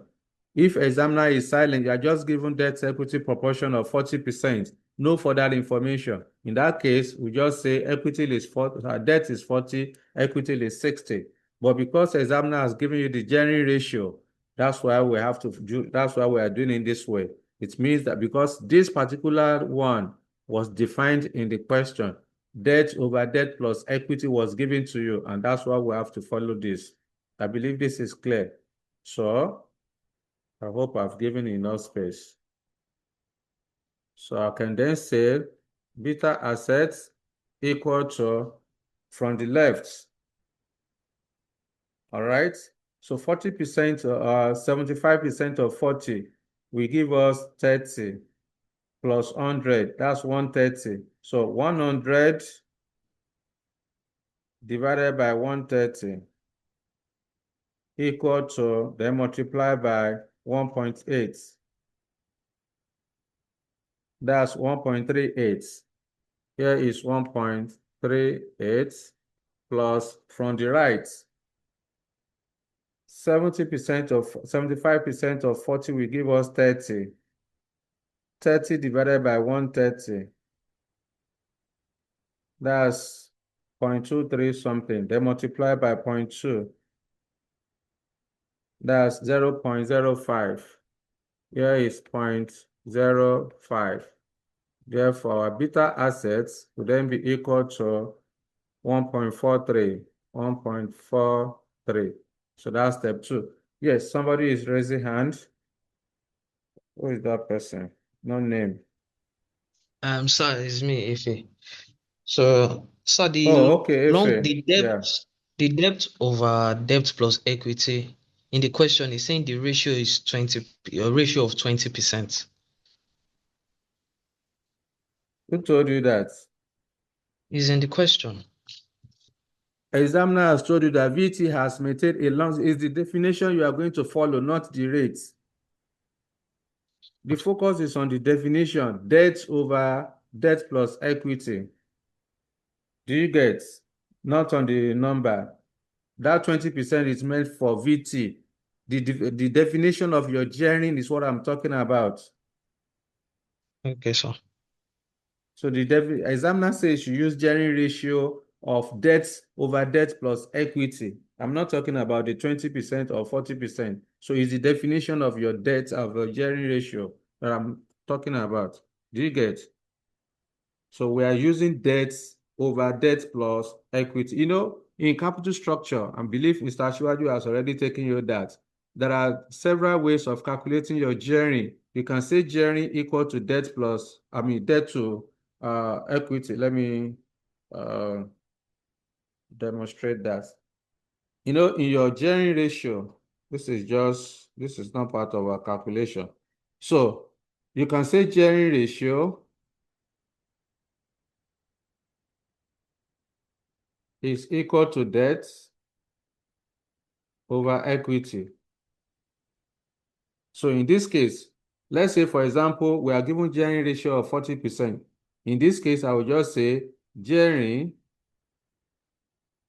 equal to 40 over 60. So if gearing ratio is 40%, that means debt is 40, equity is 60. So here will be 40 to 60. But in this particular question, examiner was specific, telling us that we should use a gearing ratio. We have to use a gearing ratio of debt over debt plus equity. And you are given a gearing ratio of 40%. So it means that the numerator will be 40, the denominator will be 40 plus 60. That's why we use 40 to 100. Is it clear now, Efe? Yes, sir, it is. Thank you very much. You are welcome. So we're then moving to step 3. Since we've gotten our asset beta to be 1.43, we then proceed to calculate to regear. Step 3 now. What do? You regear to incorporate financial risk of VT Limited. So to regear, now we then go back to the question and identify if I'm given debt beta of VT. We are not given debt beta of VT. Therefore, debt beta is assumed to be risk-free. So I will then come here, since debt beta is not given, since debt beta of VT is not given, it is assumed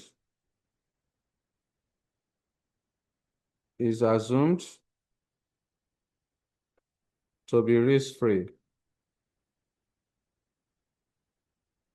Therefore, the formula below will be used. So in this case, beta equity of a gear will then be equal to beta assets multiplied by 1 plus 1 minus tax multiplied by debt equity proportion of VT, which is the main company.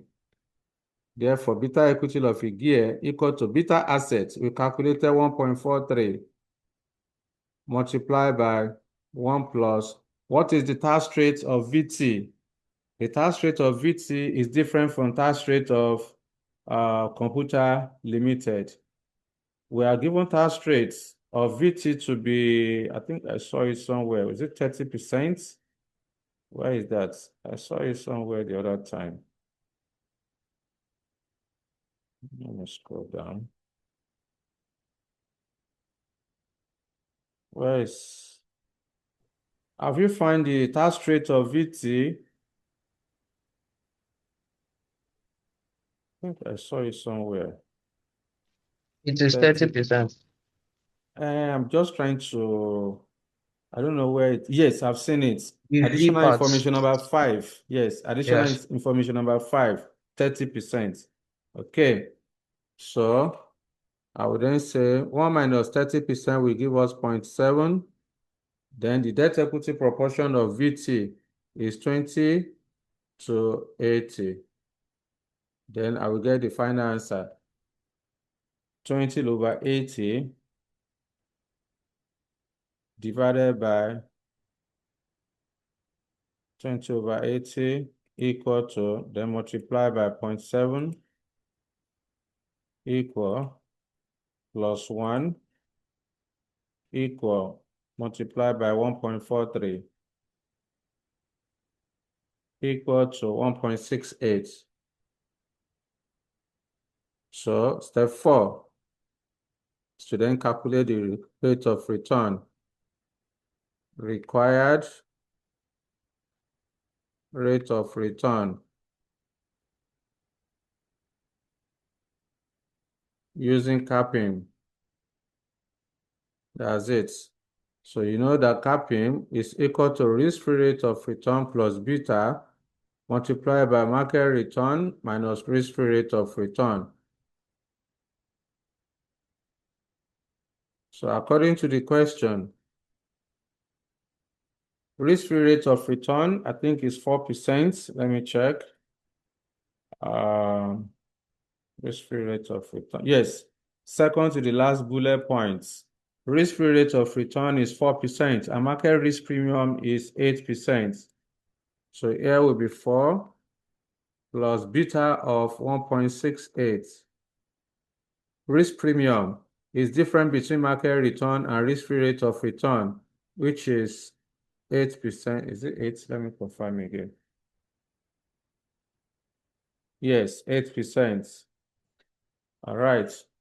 Therefore, our required rate of return will then be equal to 8 multiplied by 1.68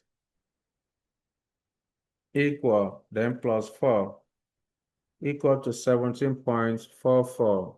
17.44%. That's our required rate of return. That's the capping. So examiner asks you to provide an estimate of the appropriate rate of return to be used for the valuation of VT. Round your answer to the nearest whole number. I will then come back there to say our required rate of return is approximately 17%. Let me see, I need space. This is not will not be sufficient for me. You can see just requirement A since after since after 10, we are still on requirement number A. All these big questions usually take time to solve.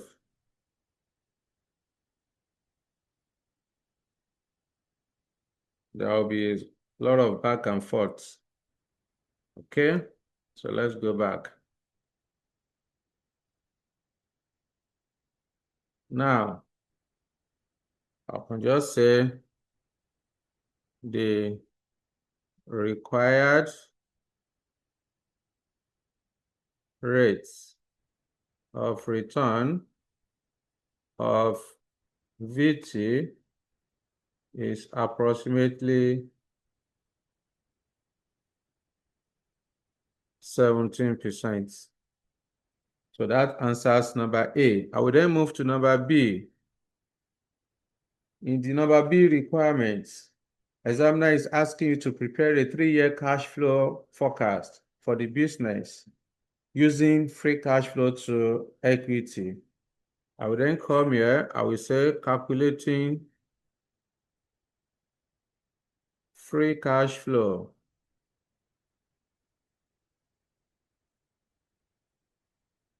to equity, FCFE. How am I going to calculate the free cash flow? Examiner say for the next 3 years. So I'll do for year 1, year 2, and then year 3.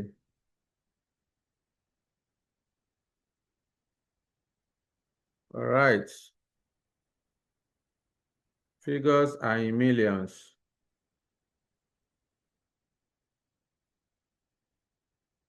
So I want to calculate free cash flow to equity. Remember, I gave you 3 different formats for calculating free cash flow to equity. You can either start from free cash flow to the firm if given. In this question, we don't have that, so you ignore.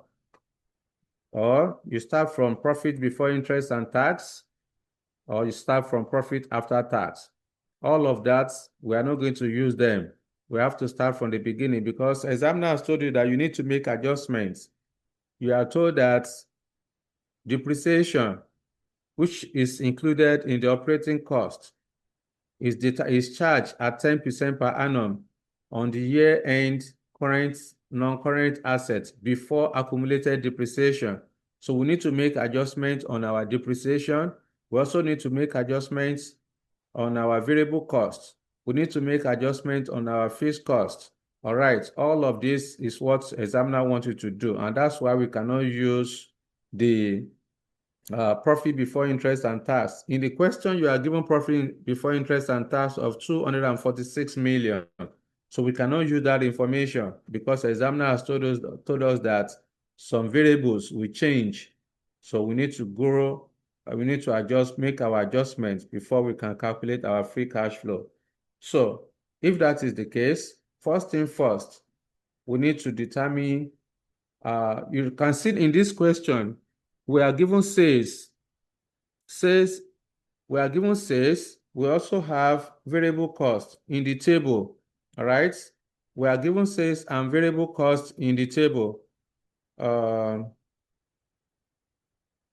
Sorry, we are given sales and cost of sales.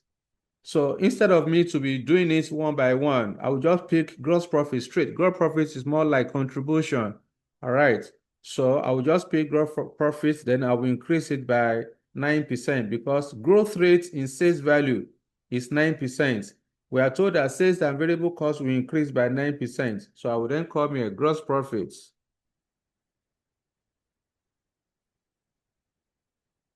The current gross profit is 4,000. And we are told that it will grow by 9%. Therefore, I will then carry my calculator. 1.09 multiplied by 4,000. 4360. What do you say you have? 4360. 360 multiplied by 1.09. 4752 and 4. Plus 752 multiplied by 1.09. 5180. 5180. So the next thing I need to do immediately after gross profit, we need to determine operating costs. We less operating costs.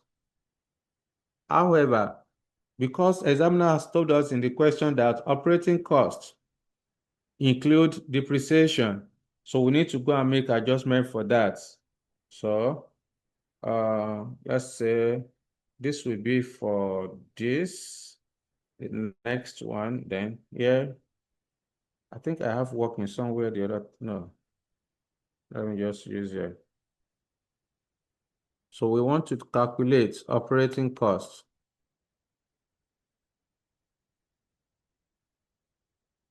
Before we can get operating costs, since depreciation is part of operating costs, so let's start from depreciation. So I want to calculate closing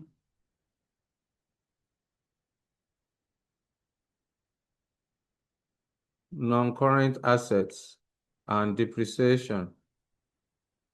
Some of you have disappeared. No worries.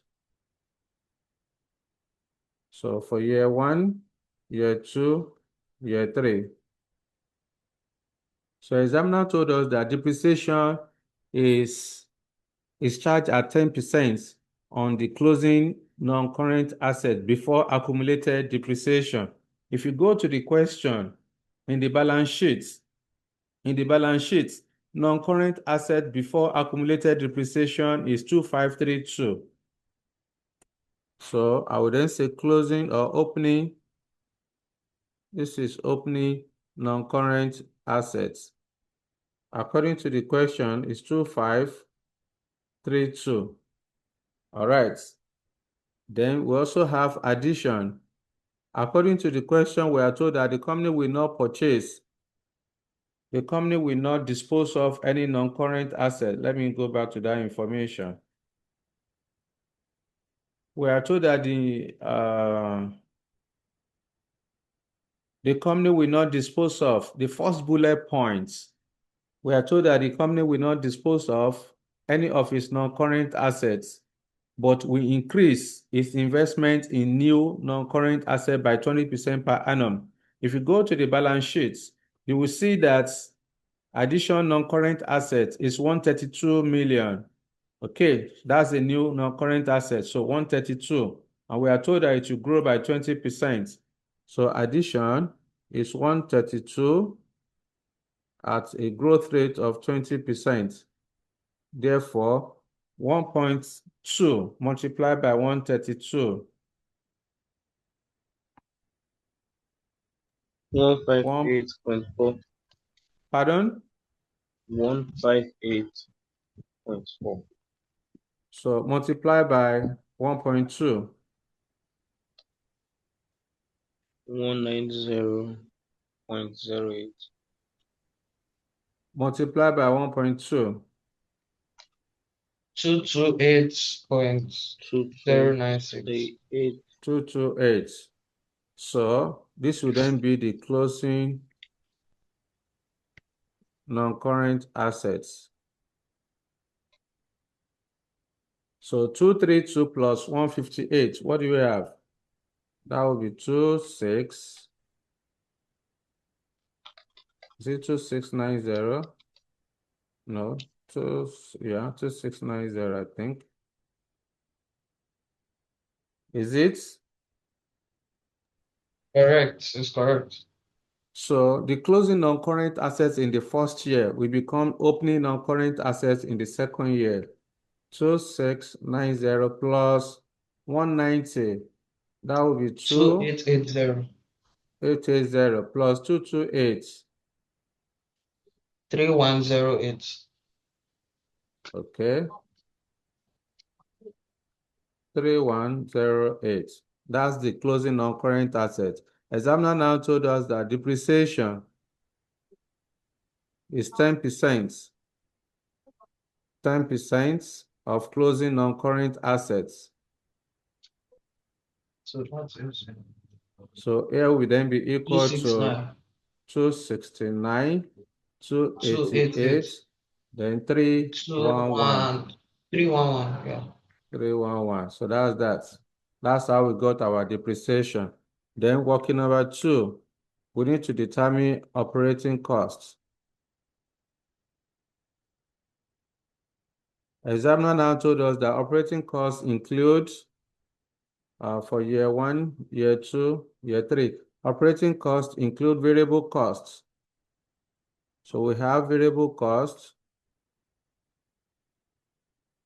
of 1,500, which will grow by 9%. Inflation rate of variable costs is 9%. Therefore, 1.09 multiplied by 1.5. What do you have? Initially, I didn't want to solve this question, but I know it will take time. 1635. 1635. 1635 multiplied by 1.09. 1782. 1782 multiplied by 1.05. 1943. Okay. Then we are told that we also have fixed costs. According to the question, fixed cost is what is that? Fixed cost is 2,000 It will grow by 6%. and it will grow by 6%. So 1.06 multiplied by 2,000 That is 2120. multiplied by 1.06. 2247. Multiplied by 1.06. 2382. Then we had depreciation. We've already calculated depreciation in working number 1 to be 269, 288, then 311. So we then add up everything. That will give us the operating cost. What do we have? 4024. 4024. Next. 4317. 4317. And the last one.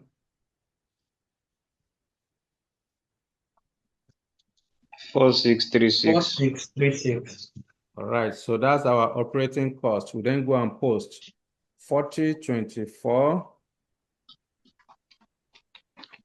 operating costs. Working number 2. 4024. Is it 4024? Yes. 4317. 4317. Then 4326, the last one. 4636.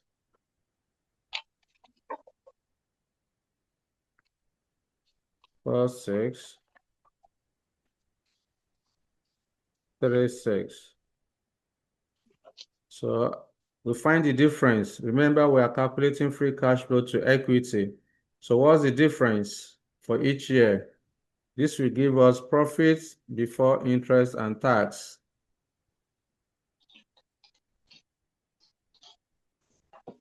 Wow.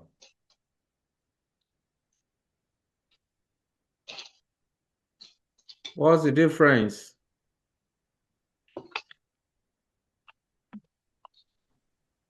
For year 1 to be 336. 336. Year 2. Year 2 will be 435. Year 3. 544. 544. This one is 5180.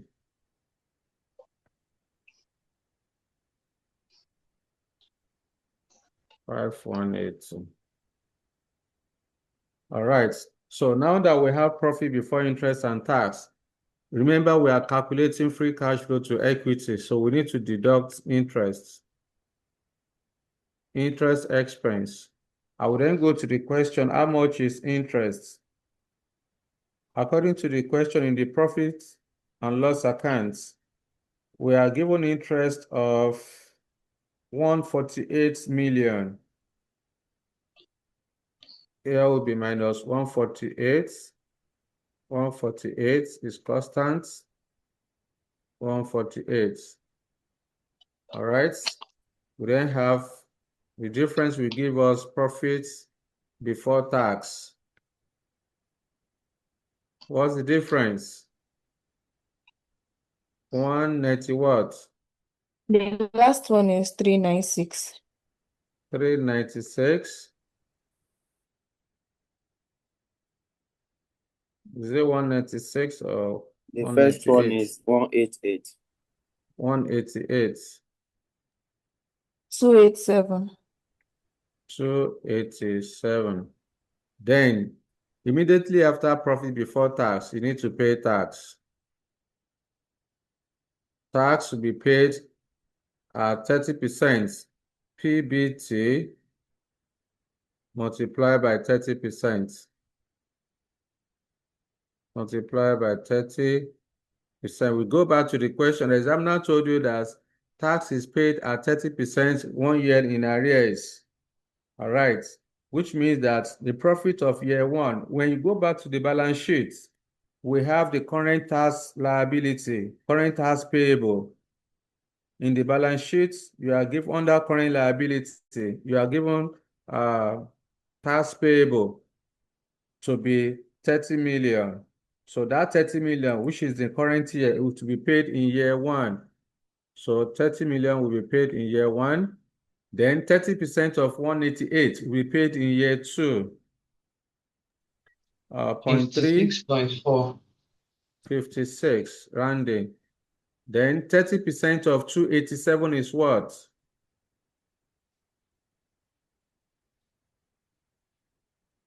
86. 86. That's it. Then we then add back non-cash item, depreciation. We calculated depreciation to be 269, I think, yeah. 269, 288, then 311. This is for working number one. We have done it before. Then after depreciation, you consider changes in working capital. All right, so changes in working capital. So we need to go and do workings for working capital. This will be working number 3. All right, so let's go and work it out. Changes in working capital. How much is, you remember, working capital, let me see if this space will be sufficient. Let me manage it so that I don't need to switch. So remember, working capital is equal to current asset minus current liability. So I will then go to the question, how much is current assets? So according to the question, we are given a current assets. Current asset to be 900. That 900 include cash of 100 million. So we are going to deduct cash. We don't include, when you are calculating working capital, you don't include cash. So I would then say current assets equal to 900 minus 100 equal to 800.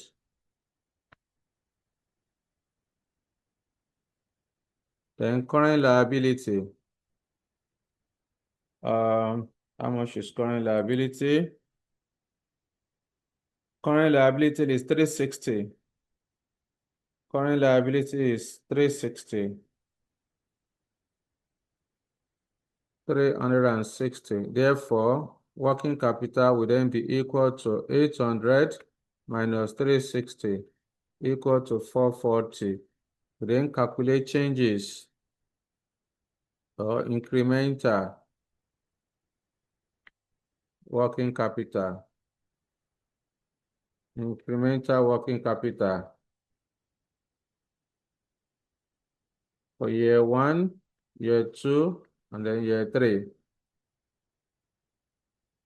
Okay, so the current working capital is 440. Working capital equal to 440. We are told that the working capital will grow in line with the growth in sales and variable costs, in line with growth in profits. So 1.09, let's move faster. 1.09 multiplied by 440.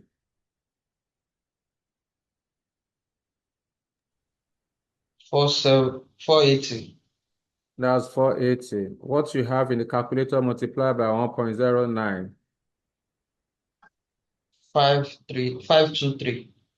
5 multiplied by 1.09.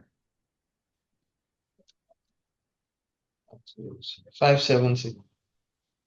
570. Then you can see that our working capital has increased from 440 to 480, 480 to 523, 523 to 570. We then determine incremental working capital.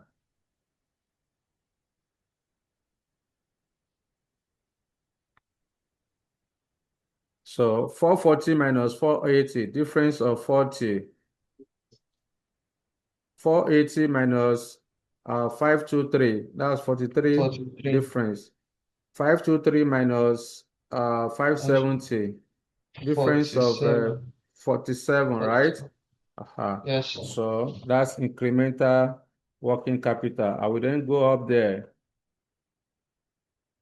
Working capital, the first one is 40, 43, then 47.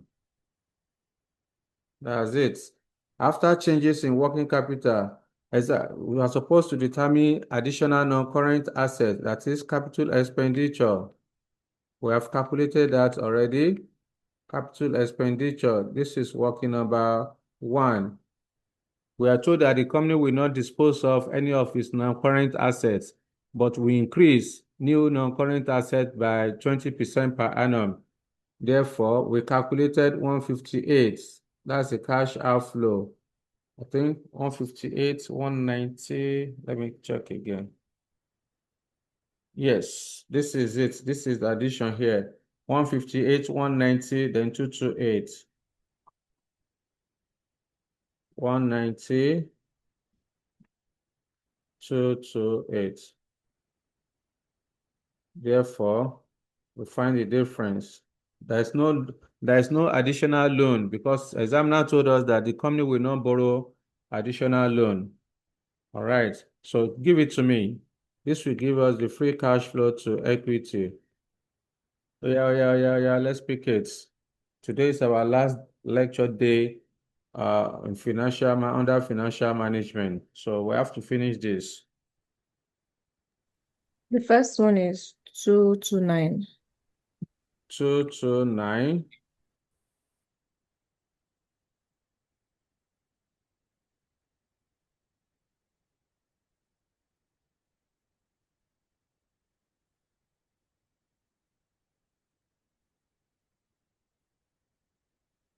The last one is Second 346. one is 286. 346. You say it's 3. 46, yes. The second one is The 286. 286. That's our free cash flow for each year. So that's what examiner asks us to do. Then requirement number C. That one, the one we just solved now is for 14 marks. Requirement number C, you have to determine the value of the business. Okay, determine the value of the business based on the expected free cash flow to equity and a terminal value based on a sustainable growth rate. So we are given growth rates to infinity at 4%. Therefore, I will then come here. value. Let me use this page. We're almost there. Number C, calculating market value of VT, of Vicotoni.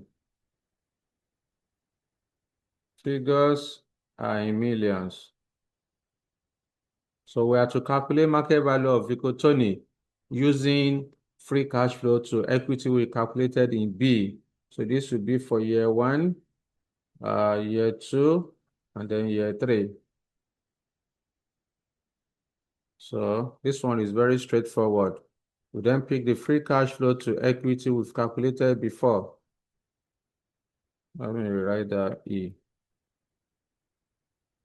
So the free cash flow in year 1 is 229. 286, 346. 286. Yes.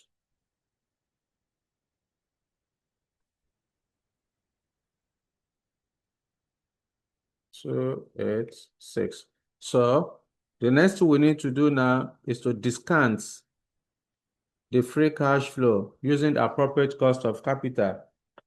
Examiner has made life easy for us. We are to use 17%. That means examiner is aware of the fact that ordinarily you would have been told to use the rate of return you calculated in A. That's what you should have used to discount the cash flow in C. But examiner is aware of the fact that some students may get it wrong. And that's why they ask you to assume 17%, irrespective of what you calculated in A. In A, we got 17%. So, but examiner say, don't use what you calculated in A, assume 17%. So, I will then come here at 17%. So discount factor for year 1 at 17% is what? 0.855. 855. Okay. Year 2? 0.731. Year 3? 0.624. So we then multiply to get the present value.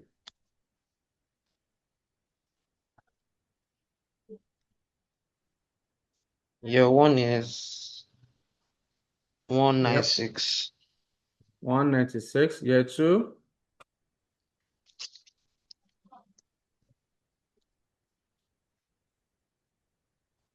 Year 2 is 209. And year 3?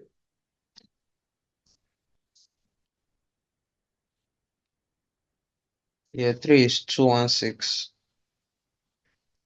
Okay. So remember, when you are calculating market value, that is, if you want to determine corporate value, I gave you 3 or 4 steps. Step 1, you calculate free cash flow. Step 3, you calculate present value for the initial period. Step 2, you calculate present value of the initial period. Step 3, you calculate present value to infinity. Then step 4, you calculate corporate value, which is the enterprise value. So in this case, we've already calculated our free cash flow, which is this. So we've calculated the present value of the initial period. So let's add them together. So I would then say present value. Let me just use PV. PV of year 1 to 3. What do you have? When you add the 3 together, what do you have? 621. 621 million. Figures are in million. Let me give space.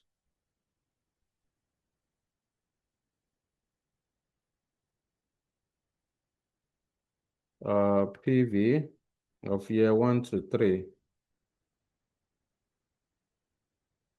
621. So we then calculate present value, which is step 3 now. Present value after year 3 is year 4. So present value of year 4 to infinity, which is computed as free cash flow to equity of the base year. We are given growth rate of 4% after year 3. So to infinity. So that will be 1 plus G divided by, let me write this G, divided by cost of equity minus the growth rate multiplied by discount factor of the base year.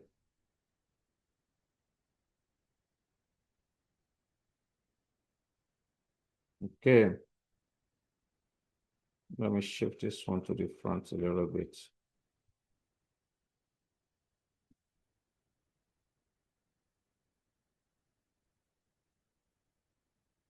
$621.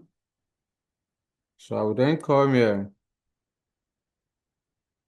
PV of year 4 to infinity will then be equal to our free cash flow to equity of the base year. That's 346. That is the free cash flow of year 3. That's 346. Multiplied by growth rate after year 3 is 4%. So 1.04. Divided by cost of equity 17%. Minus growth rate of 4%. Multiplied by discount factor of the base year. Base year is year 3. Discount factor of year 3 is 0.624. 0.624. So, give me the final answer. 1,727. Okay. So, 1727. Add it up to 621.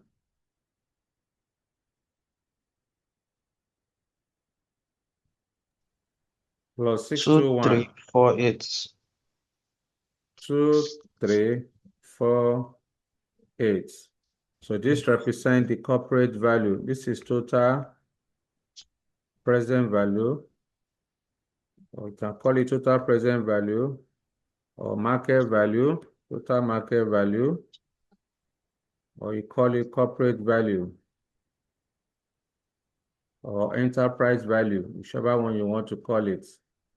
All right, I will then say the market value of Vicotoni is 2,348,000,000 naira. That's it. It's not difficult. The only area we have challenge is your ability to calculate the free cash flow. That's all. After that, market value is not difficult. It's not. So that will be the end of the question. I've really delayed you. A majority of you have disappeared. That's fine. All right. So number C and number D, examiner is asking you to advise the director on the assumptions. All of that, you can pick it in the golden book you see there. All right. So, yes, today is the last lecture day on financial management. We are done with lectures. We started, let me do a kind of, even though I've already delayed you, but this is important for me to. Now, from my scope of financial management, all right, from my scope of financial management, at the beginning of this diet, we started with cost of capital. I would have loved to give you a kind of a revision under each of them as I'm speaking, but we don't have time. So we started with cost of capital. We moved to capital budgeting. All right. Number 3, we also did portfolio theory. Let me just write some of them. We did risk and uncertainty. Number 4, we did lease specific investment decision. We did lease versus hire purchase. Number 5, portfolio theory.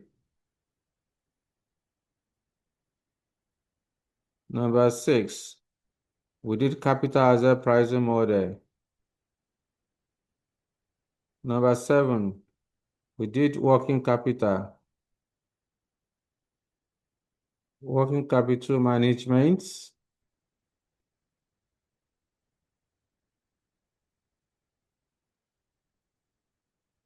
Then 8, we now did business valuation. These are the scope. These are my scope that I took you these diets. Please, guys, I would have loved it to speak to you to a kind of refresher on what we did under each of them. But because time is already fast spent, so time will not permit me to be doing all of that. But what is important is that we don't know what is coming. Therefore, I want to encourage you across all the topics under financial management. Please, you need to go ahead, ensure that you study all of them. Don't leave any topic untouched.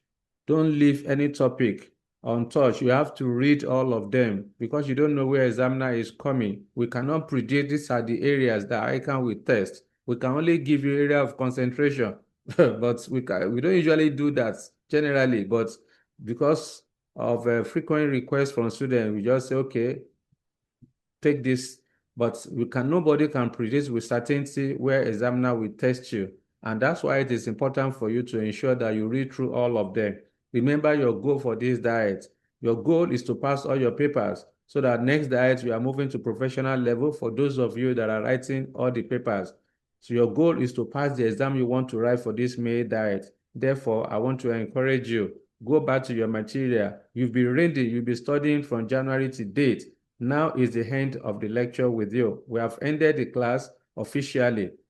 Therefore, please make your effort count. Your effort of every night, every Saturday and Sunday lectures, your effort of every night, 8:30 to 11 p.m. to attend the lecture every Monday. So you have to make them count. Please, I beg of you. This is the time for you to consolidate your gain. All what you have been learning all this while, all the studying you have been doing, all the topics that you have understand and you have understood in the past, all of them you need to consolidate. Like I told my solo student yesterday, don't make your preparation for this exam be like Arsenal Football Club. Arsenal Football Club has been leading the table log for the past 7 months. Few weeks to the end of the season, they started losing matches. So don't make your own be like that. So you need to. This is the time for you to consolidate. This is not the time for you to allow fatigue or weariness to overtake. I mean to overwhelm you. Don't allow that to happen. Begin to consolidate, strategize. Anytime you are feeling exhausted, find something to reinvigorate yourself to move on because your money is counting. By end of June, latest first week in July, your result will be released. So you need to make your effort count. Your intention, your goal is to have a beneficial outcome at the end of the period when your result is released. Remember all the pain you go through.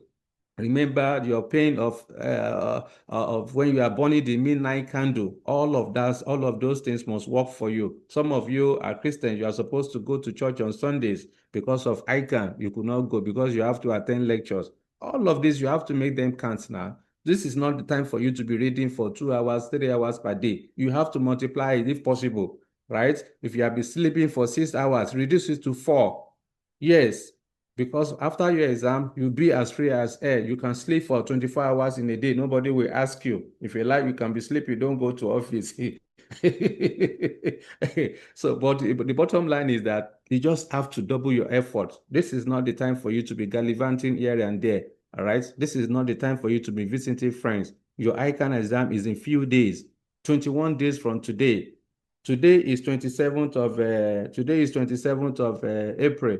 Your exam is starting May 18th. That's about 21 days to the D-Day. So please, guys, make it count. Make it count. You are chasing your goal. Your goal is to pass your papers. All right?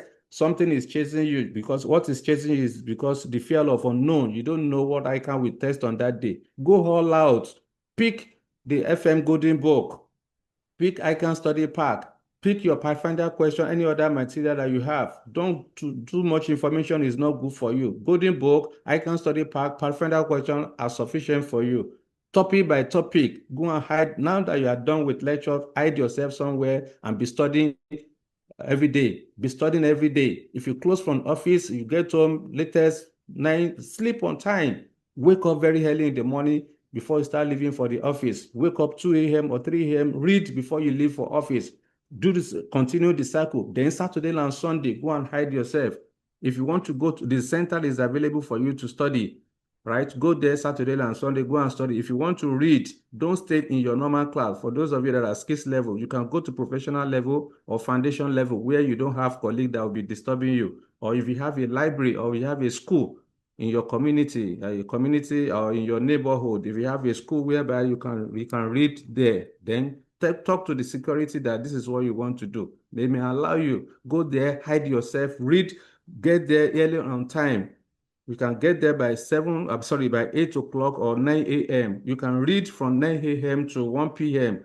Give yourself a break of 1 hour, move around, eat, then come back again. Pick it from 2 o'clock to 6 o'clock before you start leaving for home, because you need to maximize. We are not attending lectures again. So Saturday and Sunday, devote that period for you to study hard. And I pray that God Almighty will make it easy for you. Your effort will never go in vain. That your Saturday and Sunday lectures, that your every Monday evening lectures will never go in vain. Therefore, my guys, make it count. Make it count. This is not the time for you to be dilly-dallying. This is not the time for you to become nonchalant. All right. So take it very seriously. It's not difficult. Others have done it in the past. You can even do better. We're counting on you for you to win prize for us. We want you to win, not just pass. You don't want to pass, not just pass. You want to pass exceedingly. You want to pass excellently so that you can win prize. When you win prize, we take the pride. You will take the success, then we take the pride. That's what we want from you. And we know for sure you cannot disappoint us. God will make it easy for you. Surely you are going to succeed by the grace of God. This is what I have for you. Yes, somebody was raising hand the other time. Sorry, I did not. I think that was Chika, right? Chika, are you still there? Yes, I Chika. wanted to. Yes, I am. So I wanted to Yes. say, since you said you don't have time to revise or say something about all these courses or all these things that we've done through this diet, so I was now trying to advise if we can have another day where you can just touch it up. No, we have shared the video with you. Where there are videos for all of this. So any one of them that you have studied, that you are not getting, particularly for those of you that are physical VI students, then you can just watch the video. If you don't have it, we are going to reshare it later tomorrow by the grace of God. Okay, so sharing will be Yeah. fine. Thank you. All right, then. So any question for me so that I can release you? Yes, Rewan, talk to me. Thank The you, sir. chairman. Chairman. Chairman Beauty, are you still on? Hold on. Let me see Chairman Beauty. Yes, Chairman Beauty. It's because of you Ado is talking. Oh. Yeah, talk to me. What's your They've question? abandoned me. Oh, they don't know me again. It's because of exam. After exam, we come back. He Sir, doesn't please, want to pay for your exam fee. Talk to please, me. can we have the timetable for the exam, sir? I shared almost every time. I just reshared today also. Go to the group. You will see there in the general group. Okay, thank you, sir. I just shared today. Yeah. No good down. They ask if you share. See it. You are not serious, Enoch. Stubborn boy. All right, guys.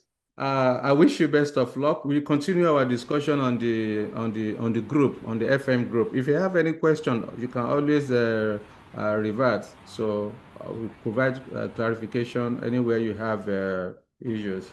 All right. So thank you, everyone. Joy, let me see. Let me take attendance. Those that are still here supporting me. Chioma baby. Yes, I can see Abdul Rakib, I did not hear your voice. Then, of course, Olalekan always supporting me in online to read questions for me. Ado, Chika, Clementina, Imem, Frances, Ijoma, Joy, Lanre, Leo, Miriam, Michael, Adebayo, Modupe. Other Modupe, I greet you. Talk to me, talk to me. Good evening, sir. Good evening. How are you doing? Very well, thank you. Good, good, good, And good. thank you, and well done. You're welcome. You're welcome.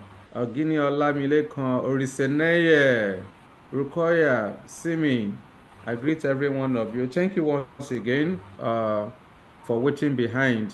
So we continue our conversation in the general group or in the FM group. Thank you, everyone. Bye bye and good night. Good night, sir. Good night, Yeah, sir. good night. Good night. Thank you, sir. Good night. You're welcome.